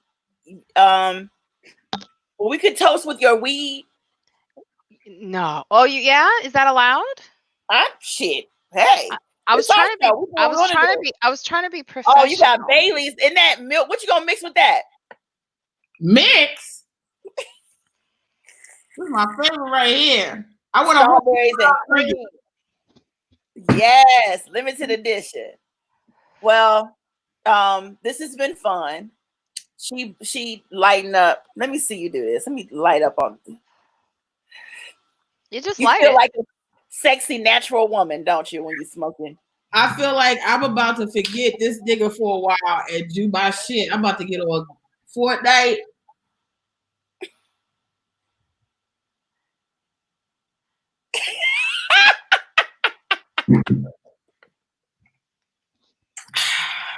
And now Marina smokes. This is lovely. And then I have my tea. Where's my tea?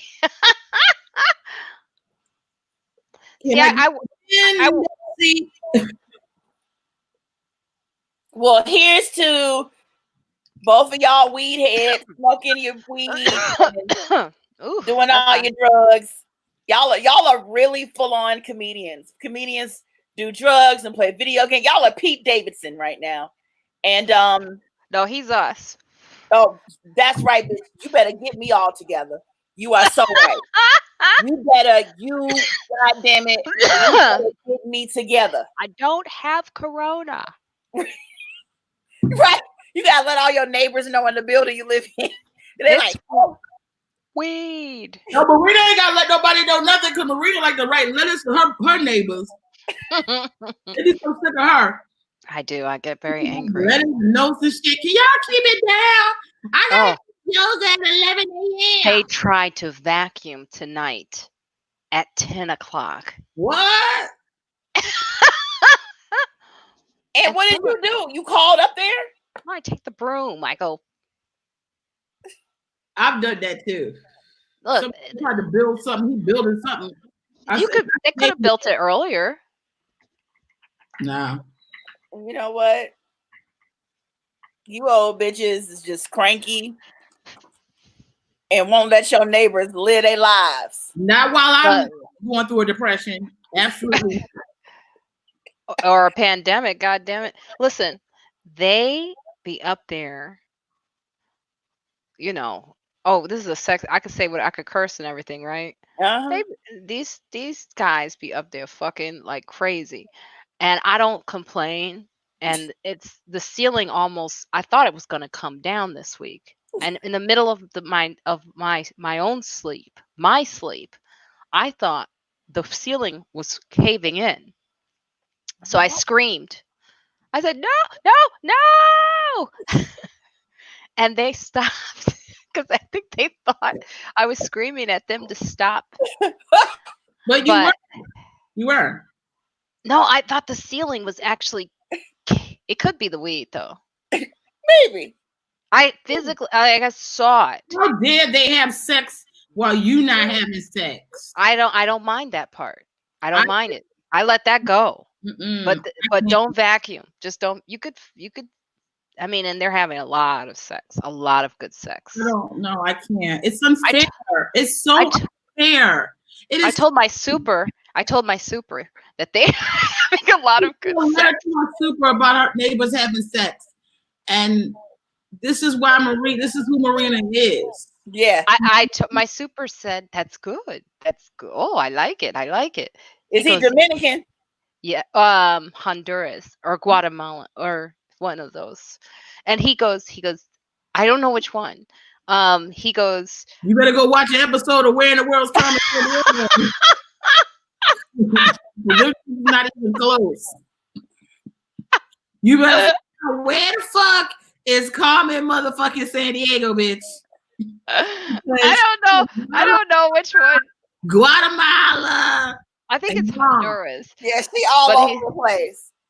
She's like Spanish Harlem. She don't know where the fuck he from. Marina love a good letter. I always tell Marina,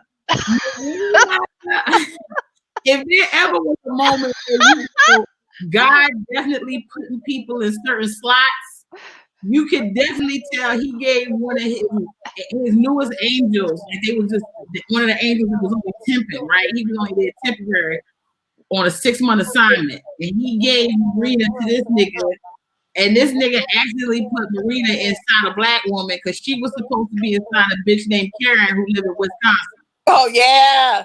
How many letters did I show you? Remember when I didn't realize how many letters I wrote about the heat? She wrote so many letters. I thought the book was Anne Frank. I said, my God, she wrote more letters than Anne Frank, and Anne Frank was in an attic for at least 5 years. There's a lot of letters about the heat, but I forgot I have hot flashes. Write heat company. Don't write your. This is what I'm saying. Like I forgot it was me. I was on fire, but I go. Can you please just do something? Is there anything you can do? It is so hot in here. And so the landlord would go, Marina, and then I would say things like, and we can't go outside, right? So you should understand what position I'm in. Right. But meanwhile, your ass is having a hot flash. Yeah, I was having hot flashes. The electric company, because that's who handles all the heat and stuff. And I'm also telling you this, right? In the midst of a pandemic, if somebody were to write a letter about any of my actions or behaviors, I would file a restraining order against them ASAP.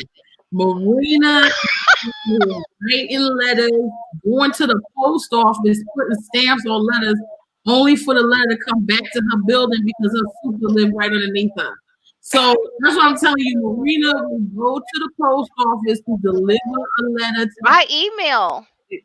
Even worse. He knows me, Brian. I tell you who my apartment building. I don't know them. They could, for all I, if somebody came in my house, like Kenny and Brian, the niggas that run your apartment building, I couldn't pick them out. They could sit them right next to the 7 drawers. You don't know who they are, Yamaneika? And I would pick all 7 of the drawers before I accidentally pick somebody that's managing my apartment building. I don't know these niggas. Oh, I know Kenny very well. Well, and Kenny, who we gonna have to call when you turn up missing? No, Kenny's fine. Kenny and I are cool. We're cool now. We had some moments. You remember the paper clip that would come out? Remember the paper clip that would come out when you would type back in the day and they ask you need any help? Right. Marina used to write so many letters. That paper clip would come out and be like, bitch, what you want now? Hey, bitch. What? Who you writing now? Who now? What? No, that's a pejorative. Look, Erica, you would side with me on a lot of these issues I've had. You would. I'm sure I would side with you. I probably was trying to figure One out how to one time, my landlord actually said to me, about a full-on vagina pussy juice being thrown against the wall with some nigga, and she ended her show. You talking about how many damn disgruntled emails you done sent to your damn woman more than block. that's what my show died. shows the full circle of Black women. You go from getting choked and sluts and hoes. I'm like, I all write the way to the end of strongly, the night with two bitches smoking weed, Erica. drinking tea, and Erica. talking about their landlords. My letters be dripping. Oh, yeah, dripping letters. not with pussy juice, obviously. Maybe that's your problem. Maybe you need to give your super some coochie, and you wouldn't have none of these issues. Marina's gonna come out with a new song next week called "My Name Is Not Karen." So Yeah. I am not Karen. yeah, so you are so she's barbecue Becky. I She am one of them white not women that come up to you on the street like, "Excuse me, social distancing. You guys are not 6 feet apart. And where's your mask?" I'm Marina Franklin. Catch my special on Netflix. Hello, I need the police over here to 255 Johnson Street. There are 2 Black kids. I don't call the police. I call 311, which is it's not an emergency, but it is a complaint. That's a damn shame. That's a shame. Erica, I've never heard that voice come out of you. When you gotta next comedy album, I don't call 911. 311 is not an emergency. Erica, I've never heard your voice. It got low. Like that was one of the acting characters you do. You're like, yeah, I got that from damn Scandal. You ever watch Scandal? When you would watch Scandal, you would know when the characters were serious when they did their deep voice. Fitz, Olivia, like they would talk like that, and you'd be like, "Woo, Melly's serious. Melly got that deep voice." So that's what I do. I never watched Scandal. You never watched? I watched a few episodes. Too. I don't trust the woman that don't watch Scandal. I don't trust you. I like the way you putting that tea back, like you really over there drinking something hard. Look, it is special what I'm drinking. You want to know what it is? What is it? It is soursop tea. It's good for you. Soursop is healing, very healing. And so it's in there. And a couple of herbs. There's some herbs. Yeah. Only in New York. Because, these fruit stands and these Caribbean folks, and it's always a motherfucker around selling you a herb or some shit straight out the ground. Erica, listen. Marina goes to the fruit stand, right? She goes to the farmer's market. She's wrote a complaint letter about one of the vendors. Okay, but this is the thing. The guy was just too loud. The fish guy. Now, you wrote a complaint letter. Wait, look. Yeah, no, wait, hold on. Ordering at the same time because they take orders online. So she complained and ordered at the same time. No, well, the first time, Erica, to be fair, the first time when I was there, these women wanted to whip my ass, but that's a whole. these two older Black women. The woman said to me, "Say another word," and it's. You don't say another word. Say another word. She said, "Look, Erica." She said, "Say another word, and it's a beating." That's what she said to me. Those words don't really easily go together. Marina, you didn't get your ass beat enough as a kid. She said, "Say another word." And then what'd you do? She said another word. I said, okay. But I was scared. I was a little scared. Like, these women, okay. These women been like this for years, Word.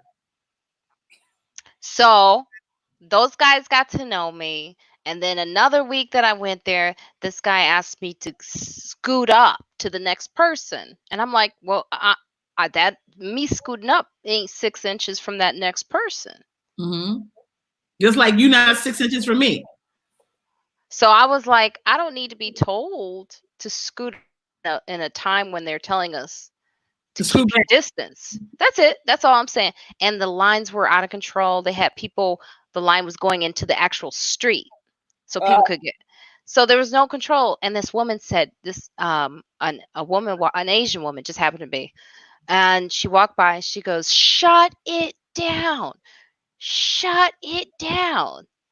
You know, like that. Now I have a joke that I could say, but I'm not going to say what I was thinking. Okay. Shut what down?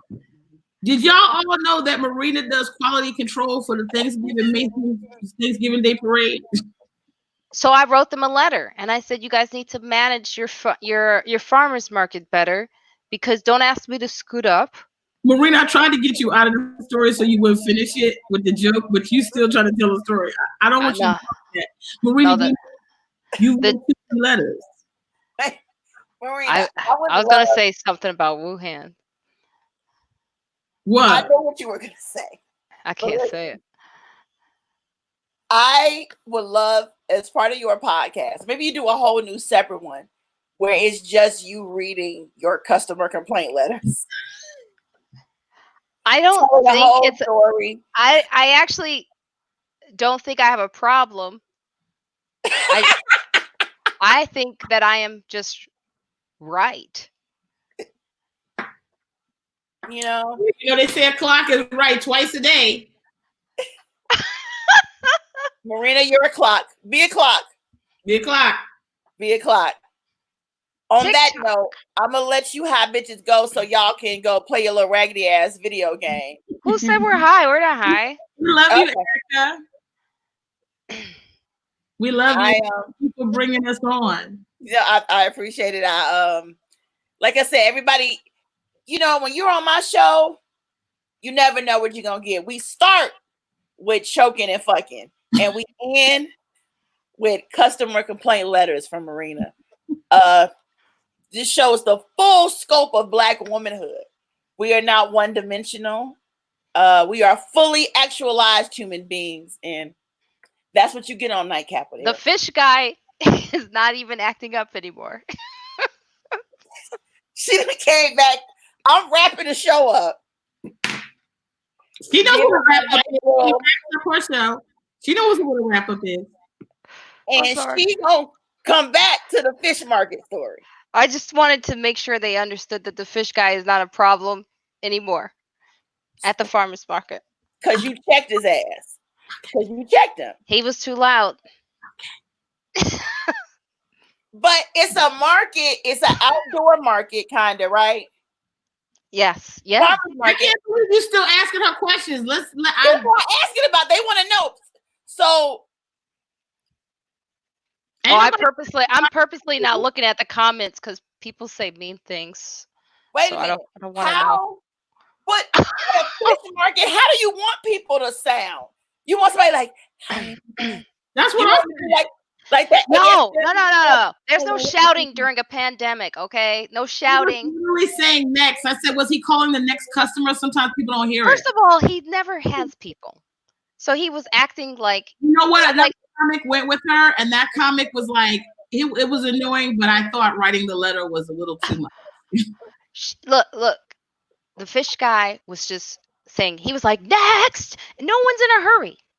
No one's going anywhere. I would be in a hurry if I was at a farmer's market with people all around me and it's supposed to be 6 feet worth of distance.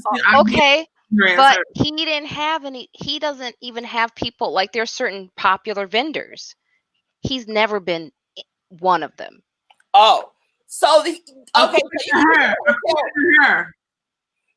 Marina, you got to tell the full story when you set this stuff up. So this dude got his moment to shine during a pandemic.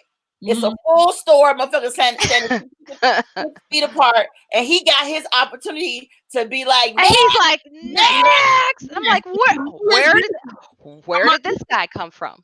This could have been the turning point for his whole business.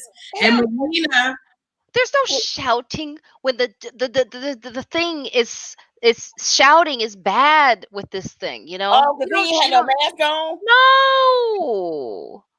You trying to ask questions. This is like somebody going down there trying to interview them hillbillies at the damn Statue of Liberty, like out there protesting and shit by the Liberty Bell.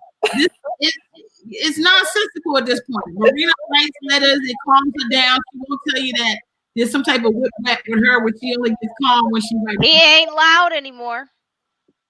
Because I wrote them. I said the fish guy was kind of loud. That's all I wrote. And an email? No, you know, Facebook, they have a messenger. The guy wrote back. What if he would have lost his job and then he would have committed suicide? Because the only business he ever had was that fish frying business, and he might not even be the guy that owns the business. They might have hired him to yell. If they fired him off of that, then he didn't want to be there. If they were like, a woman said you were too loud, we have to let you go, it would make me. No, but see, that's the trickery of Marina, because part of it is Marina. That's why you wrote the letter though, because you was hoping somebody would fire the nigga. That's right. Nobody to fire the nigga, then why would you write the letter? Okay? You just tell me yourself, keep it down, okay? I'm not writing a letter because I don't give a fuck about getting fired, but I'm gonna tell you face to your face. Excuse me, sir. A woman said you were too loud this Saturday. We gotta let you go. That's what you wanted to have happen, Marina. But it's a farmer. You're shouting during a pandemic. People are nervous. Marina, let me give you one better. You was outside your house and doing an active stay-in-place order, congregating with other niggas. It's essential. Buying fish. It's essential services. You can't even keep their damn distance in the damn sea. You see SpongeBob. SpongeBob said, look at all these niggas down here. He can't even have he got a person that's right with it though. He go a viewer, cute kitten. Where'd it go? Yes. Says shouting can increase exposure. Yes. So she got one person that's with her. No. Let me tell you something. Being outside at all increases risks. And I can tell you, and I'm just a bitch at your local bodega. Yeah, I went out for the first time yesterday. Mm-hmm. No, I went out. Yeah, Friday. Friday, I went out. Y'all, I hadn't been outside since March 16th. I had not been nowhere. Wow. And my mother's like, you gotta move your car around. So I went ahead. I went out and I drove. They haven't suspended alternate side parking in Chicago. No, not we don't have that. Luckily, Chicago doesn't have that. What I decided to do, everybody was talking about these places that give food away. So I was like, oh, well, since I'm going to go out, I'm going to go to the food giveaway and get some of this government food. Because it's upgraded from government cheese and things like that from back in the day. Baby, it was a soup kitchen line like no other. Like some shit that was out during the Spanish flu pandemic in 1912. Wow. And I was just like, this shit is real that what we're going through. I was just going hoping to get some fresh veggies. And I'm not going back outside again. I'm done. I will not be back out until probably at least July. Did you stay in the line? I drove the fuck off. I didn't know. No, I didn't. Because I was just like, they weren't adhering to social distancing. And I'm like, I know it's a lot of motherfuckers in that line that got COVID-19, 20, 21, all the way through 30. And I was like, I'm not going to the soup kitchen line to come back home with the shit. I've been fine, quarantined. It's just that these motherfuckers look like they got all COVID-19 through 25. This is in your comment section because BitBit said pathogens. So they know that word. Yeah, I got smart viewers. People that watch my show. Thank Shouting you. Releases more pathogens. 22-bit. And how many pathogens does it release to write a letter? I'm sure writing a letter hurts no one. It just I can't believe it. I spent my whole week just preparing for Saturday, And I went and got me Hold on. a Amazon Prime, and it came on time. And I said, I'm going down here because I haven't been to my house for 45 days. And I'm going to go down to the farmer's market just for some peace and tranquility and some radishes.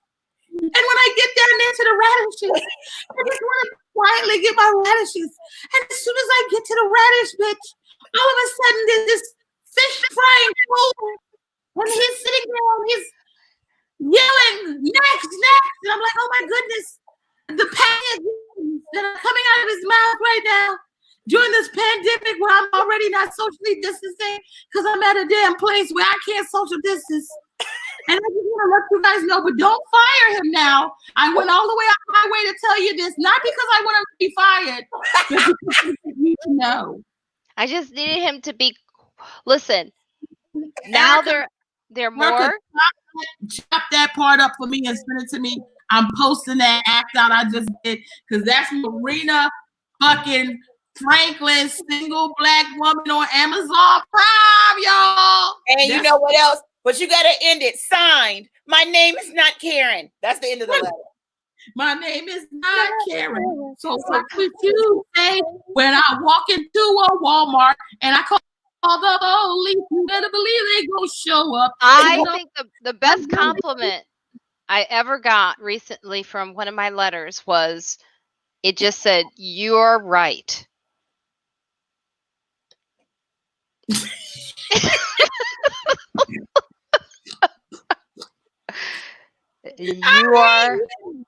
You're right. I hear you, Marina. Of course, a compliment from Marina is you're right. Of course. That guy, BB, that's a BB. They know that. Look, on the real, it's shouting does release the pathogens. We heard it. Now she's gonna learn pathogens. Now she's using pathogens. Now she's right. I should make my letter strongly worded. You hear me? They will put this on BET. This will be their nightly talk show. Us being high while you try to wrangle us with Marina writes customer service complaints all over you. She probably gonna write one to me about how long I had y'all waiting backstage to bring you on the show. I was texting Yamaneika. I was like, what is going on? Had frozen, and we're here. Hello? And you think she can see us? Are we here? Yeah. I was like, oh Lord, let me say something, because I was like, Marina gonna get on this show and she gonna snap on me about how long I had already back there. My computer froze. It's doing, when I have too many guests on, my computer's like, bitch, get a new me. Go buy a new me. It's so hard. With that being said, I just appreciate this moment that I had a really good time. Good. And me too. I am right. Yeah. You are. I'm right. Marina, I'm so glad to be here. Erica, thank you so much for having us. The next time you have me on, and I'm sure you get a letter from Marina very soon saying the same thing I'm gonna say, don't put us on together, okay? I just, I like the way my face really feels the screen. Hey, I can do all kind of tricks. So wait, I'll put us like this. And then I can do it like this while I make me big and y'all little. Then there's another thing I can do. I hope my computer don't freeze. Oh, that didn't work. Then I can put you all up solo. Here's Marina by herself. This is uncomfortable. The first time that happened to me, I thought you guys had frozen. I was like, this makes me feel like I'm in a quarantine. If you go back and listen to me the first time you had my face in the box by itself, you'll notice that I'm speaking, but you can tell I'm not really behind the words because I'm trying to figure out, did they freeze? When I go into television talk show host autopilot for my days in the trenches, and I just keep talking whether it makes sense or not because I'm trying to figure out what's happening technologically with the thing. Well, when you do it, it looks like you're talking to yourself. Oh, that's No. how it looks. Okay. See, I don't know what you all saying. Somebody said, this gave me so much black ass joy. Thank you. Thank you, Queen Jam and Jerry, right? This sounds like a couple who shares their YouTube account. You know what? And I love it because here's the thing. I wish I would be in love with somebody that much and I'll share a YouTube account with them. That's real love. Queen and King, Jam and Jerry, right? That is love. Now, I don't know which one. Is it Queen Jam and King Jerry or Queen Jerry and King Jam? Which one of y'all is the king and who is the queen? What's happening? What? Their name. It's got Queen Jam because King, why would they split her up? Okay. So it's Queen Jam and King Jerry. King Jerry. Okay, that's right. Queen and King Jam and Jerry. Oh, you guys are looking at the comments. Oh, yes, okay. the comments. I don't look now, at the. I don't look. This at name sounds like somebody hiding it. This ain't they real person. Bit 22-bit. Who are you? Bit 22-bit. Yes, baby. Yes. Yeah, no, right. King Jam and King Jerry. Bit Marina. 22-bit. Marina is high. That's what he said. Duh. No, but Bit-Bit's also the one that said astrophysics and pathogens. So Bit-Bit is smart. Bit is smart. Bit, let me know. Are you male or female? Because if you male, being as smart as you are, you don't use 2 big words during my whole show. You can get it. I might give you some coochie, Bit 22. Let me know if you male or female. If you female, you can't get no coochie. All right. Who else we got in here? Oh, my friend Lele is in here. Lele ain't talking about nothing. He just clapping his hands because he crazy. Oh, I am kink community, but that doesn't tell us whether you have a penis or you're female. Oh, female. Bit 22. Hey. A smart one.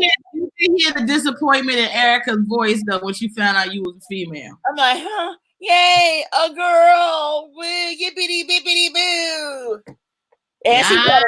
There you go. So, Bit, listen, you and me can go to the kinky shit together. She said she's in a kinky mood. That's what I'm talking about, Bit 22-bit. Hey. She's in a kinky mood? I just want to try it out. Would you all ever? I love you, Bit. It's okay. Would y'all ever go to a sex club or a sex party? Have y'all been? Because they're all in New York. I have been. I have. What? That's what we should be talking about on the show. You didn't ask. You want and shit. Well, you want me doing to tell it to you? For Yamaneika's breakup, we should have been in here talking about the sex clubs. It's really about what we need, isn't it? Okay. Marina is right. Well, I did go to a sex club here in New York City. The comedian Dove Davidoff took me and Steve Byrne and Dan Natterman. Dan Natterman at the sex club? Yeah, it was very odd. Do y'all know that I think Dan Natterman is very sexy and always have? Hello? It's like I don't know what to. I don't know. Dan Natterman. I think Dan Natterman is so sexy. It's like I don't know what to say. That's the kind of white man because he's smart, he's nerdy. I think that Dan Natterman is funny. Oh, she gonna leave while I'm talking. I hear you. While I'm pouring out how I want to pour all my love juice on Dan Natterman. No, you know what it is, Erica. No. And Marina is speechless. Well, we went to this. Yeah. What happened at the sex? Did Dan Natterman fuck anybody at the sex club? I need to know. No. We went in and it was like Dan Natterman go to the sex club. I was the only one by myself. It was kind of like guy, girl, and it was just me. So I was what's called a unicorn. So they had people in there having group sex and stuff in rooms and stuff like I don't know. What do you call that? When someone comes and gets you to be with their girl and stuff? Oh, she gonna act like swingers. Yeah, she don't recall. Oh, what do they call it when they? Swingers. I want to know, did you end up writing any kind of customer complaint letter to the sex? No, but I did help out. Yeah. So there was this room, and there was a guy over this young lady, and there it goes, that camera angle. It's freaking me out. Okay, fine. God Take damn. me out of that. Put it on me while she talks. I'll face interpret it. No. No, take it off of Yamaneika. That's not how I tell the story. No, the thing is, the girl thing that's on his body that he puts inside you, a penis. No, the girl was getting eaten out by a guy, and then another guy was doing something. It was like two guys on this one girl, and her glasses were like this, right? And so you could go into the room. She had glasses, but they were like this. And so you could go into the room, and there was a stool sitting by the activity. So I sat down, and I helped her with her glasses. I just. Oh, you were the swinger's assistant. I love it. And I just went and helped her. She does that so somebody has an activity to do. So she does that for every showing. First of all, I just called it activity. Teslin has just put, now that she's about to currently looking up Dan Natterman. See how a black woman want to fuck? Yes. Push the whole stock up. Dan Natterman right now don't even know it's a plus size black girl that dreams of him at night that lives on the south side of Chicago. But now I got people Googling this motherfucker. You're gonna be disappointed.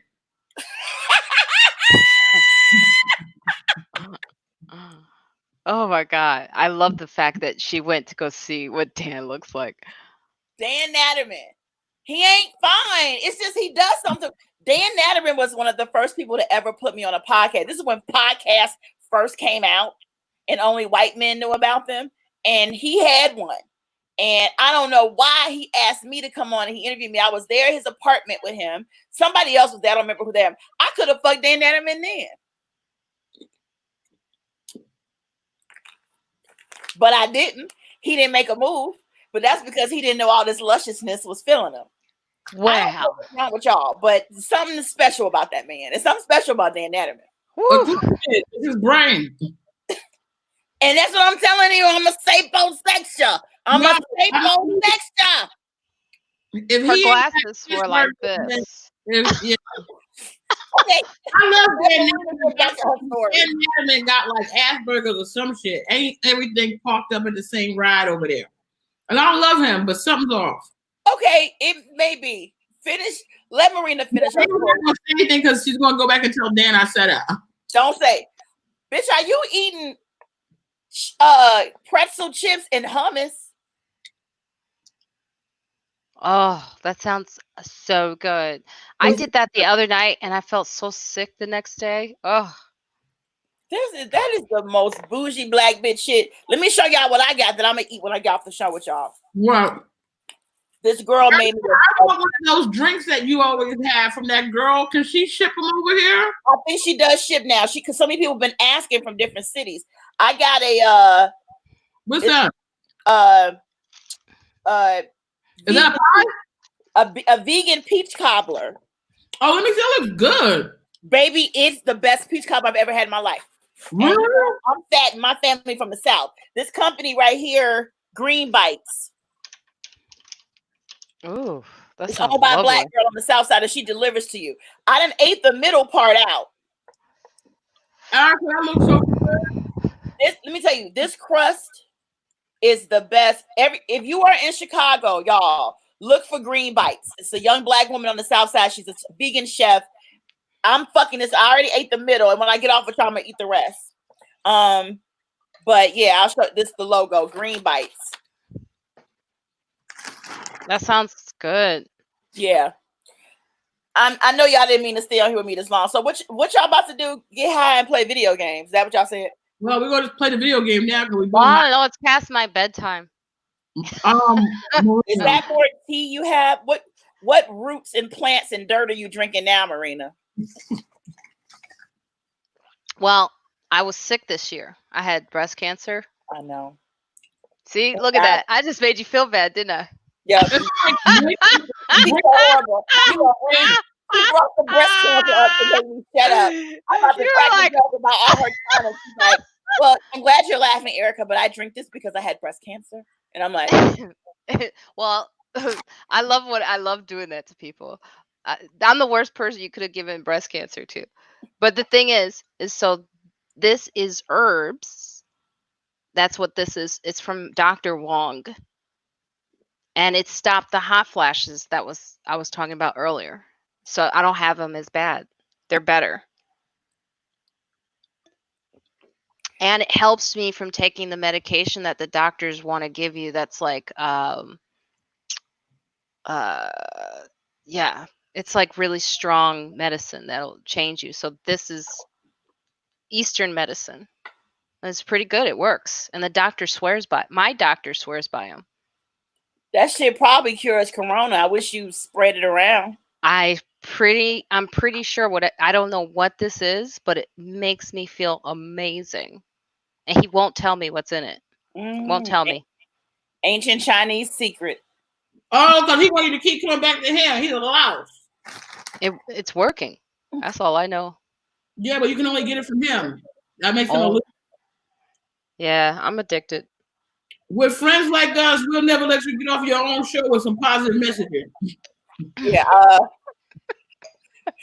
Thanks, Marina, for the nice little message. I'm gonna be fine. And thanks for adding the whole breast cancer element to my show. I appreciate it. It's not the month. Right. Come back in October, bitch. This is Mental Health Awareness Month. So yeah, sorry. Crazy.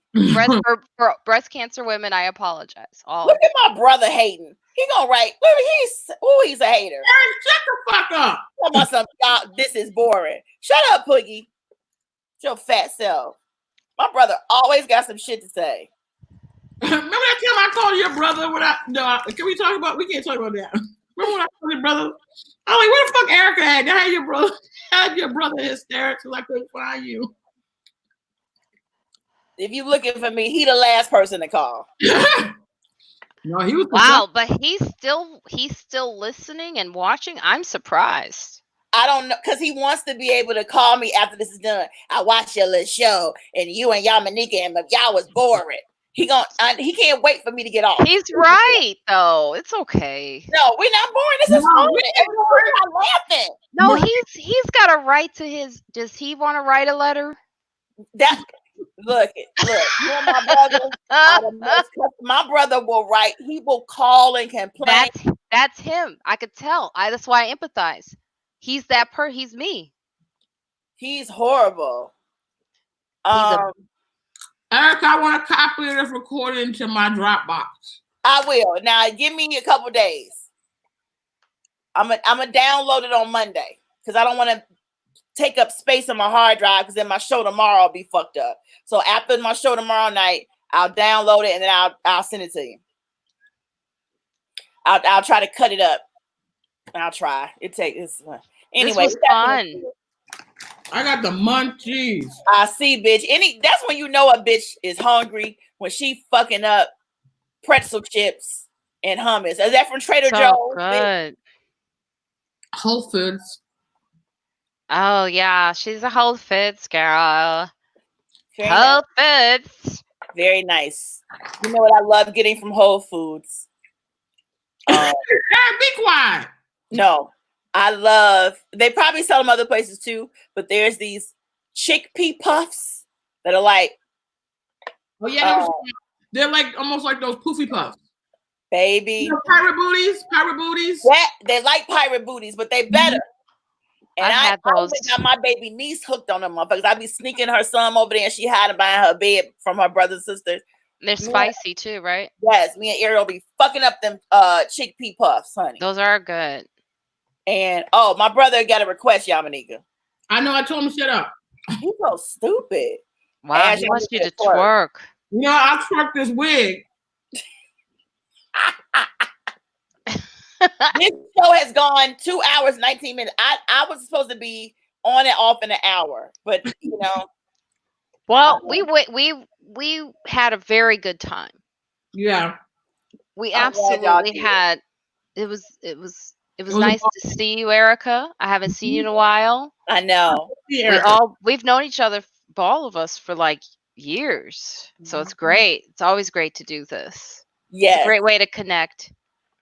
absolutely. And for all of y'all watching, make sure you please support Yamaneika and Marina.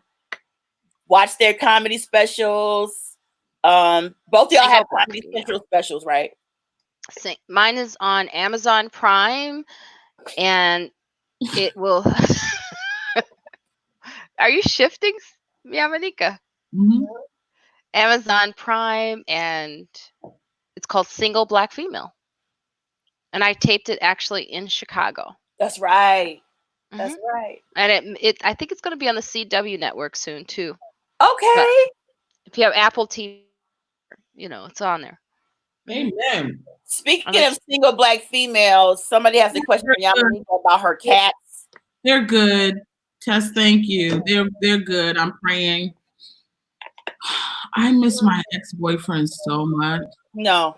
Oh, we're gonna go. No, not on this show. We're not missing ex-boyfriends on this show. I hope my ex has the coronavirus right now.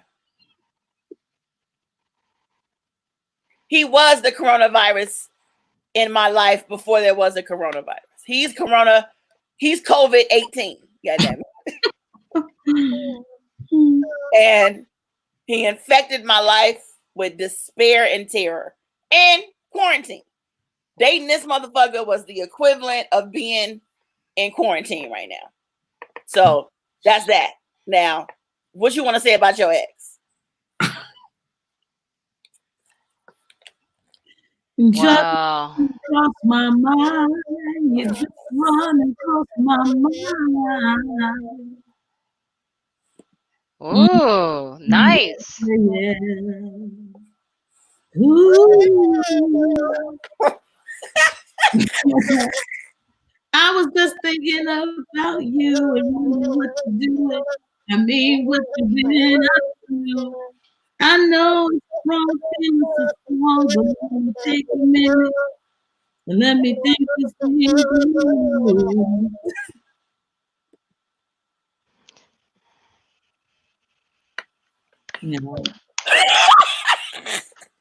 I just got blocked from my fake account by him. Because I couldn't stop. I wrote him a letter.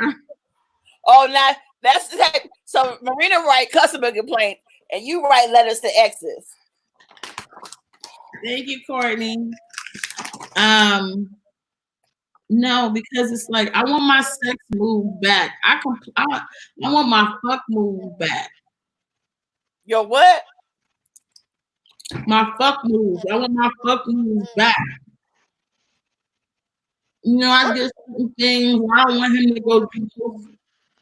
The thing, the worst is when you elicited a response physically from someone, you want somebody else to be able to duplicate that response for them. Oh, man, you gotta tell me when you change the camera shots. God dang, I mean, it's like. You ever fall asleep on my shit? I was all late. I was like, well, I'm gonna listen to this story. I'm gonna sit back here and it's like, whoa. Hey, we gotta wrap this up, okay? Yeah. Yamaneika and I gotta play Fortnite, and I gotta go to sleep soon. Yeah. Yeah, you drank all that fucking paprika and cumin. I don't know what the fuck that is she was drinking, but I'll tell you, it's helping. Well, ladies.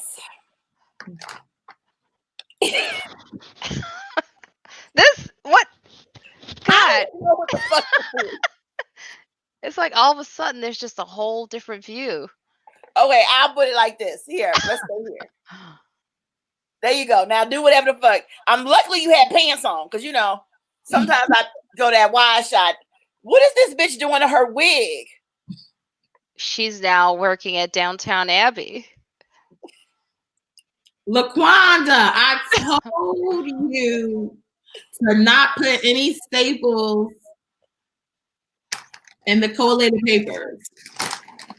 Oh, one thing we didn't talk about. We won't now. We'll do it another day. What? First of all, what's that sexy website OnlyFans that people have? I'm about to get OnlyFans. That's what you need to be right now with that wig on and eating hummus and chips. I'm gonna be like, hey boy, welcome to my page. For only $5.99, you too can experience the loveliness of not one beautiful woman. Hi, my name is Debbie, but also, hi, my name is Cheryl. Oh! What's up? I'm Laquan.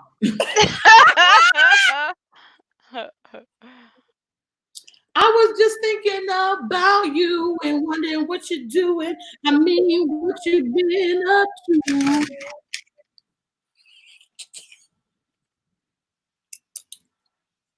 Well, this was fun. Marina, don't you try. You tried to end the show on breast cancer, bitch. Didn't I say something about, yeah, you know how evil your fans are? No one gave a fuck about my breast cancer. They're like, fuck her and her tit cancer. She's ruined the show that we love with her high, slow delivering, twat complaining ass. No. When she told us she had cancer, it was like, it makes sense, actually. Right. No wonder. The operative word is had. Had. You beat it, baby. I'm still battling. Give you a cancer hug. And you still battling, but you win. And somebody just hugged you, Marina. Thank y'all for hug. Everybody hug Marina because she. Oh no! All of a sudden now, Marina, she got to go to a lesson home. Thank you, Christinar. Thank you, Christinar. Well, the F. Next time we ever do this, and even though Yamaneika has written a formal complaint to ask to never be paired with Marina again on the show, we got to talk about karaoke because we've all done karaoke together in New York at the Fat Black Pussycat. How many segments to your show? Huh?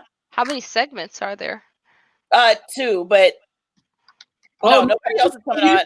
Produce now? You trying to produce? I'm joking with you, Erica. We did love karaoke. That was fun. And Marina always, every song Marina turns in, it could be a rock and roll song, it could be whatever. It turns into some sexy, smoky jazz version of a fucking song. And I remember one time, the first time I ever saw her sing "Please Don't Stop the Music" by Brianna. And I was like, stop the music. She has turned this shit. Oh, hi, boo-boos. It's getting late. Hi, little baby. My baby play. Oh, gotta get the booty moving, put the stress away. I'm looking for nobody till you came my way. Possible candidate. Yeah, who knew that you do it like you want to do? You make it be over here possible. You know nobody else knows. Oh, you know the way you do it. Got here started. I'm on a dance floor, looking like I'm something naughty. On my waist. I wanna take you away. Let the music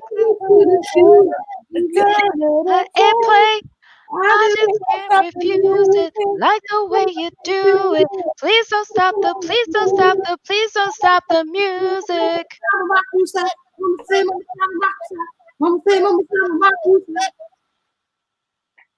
On that note, ladies and gentlemen, Give it up for Marina Franklin and Yamaneika Saunders. You're the worst guest you ever had.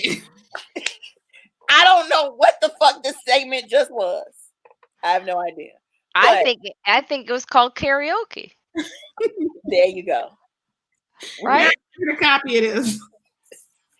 This is my thing is it's a full circle. When y'all both came on the show, y'all didn't want to be here. I could tell. They too through with me. I done had them in the back waiting for y'all. They ready to go play a little video game and smoke their little weed. They do not want to be here. Now I can't get you two bitches off the show. I have ended the show. Several times I've done it. Well, guys, thank you for tuning in. And here you go, Marina. And I was right. And don't forget breast cancer. Right. And I'm fighting breast cancer. Also, I miss my ex. Can somebody call it? And I miss my ex. Oh, that was more loaded than everything I said. Oh, Marina fighting breast cancer. Yamaneika fighting ex cancer. What the fuck? And I'm trying to get to a sex party. What are we talking about tonight? We went from y'all opinions on sex to y'all telling me about the sex club. Marina fixed a bitch's glasses at the sex club. And he drank 3 essential oil root juices. Damn Dr. Sebi. She went to Dr. Sebi's pantry several times during this show. Essential in her throat. Damn. With that being said, thank you guys so much for tuning in. Can we toast, bitches? I tried to toast with y'all 35 minutes ago. I put my you have to get to the cyber. Mine is empty. Okay, thank you. Here's two of the funniest bitches I know. Yeah.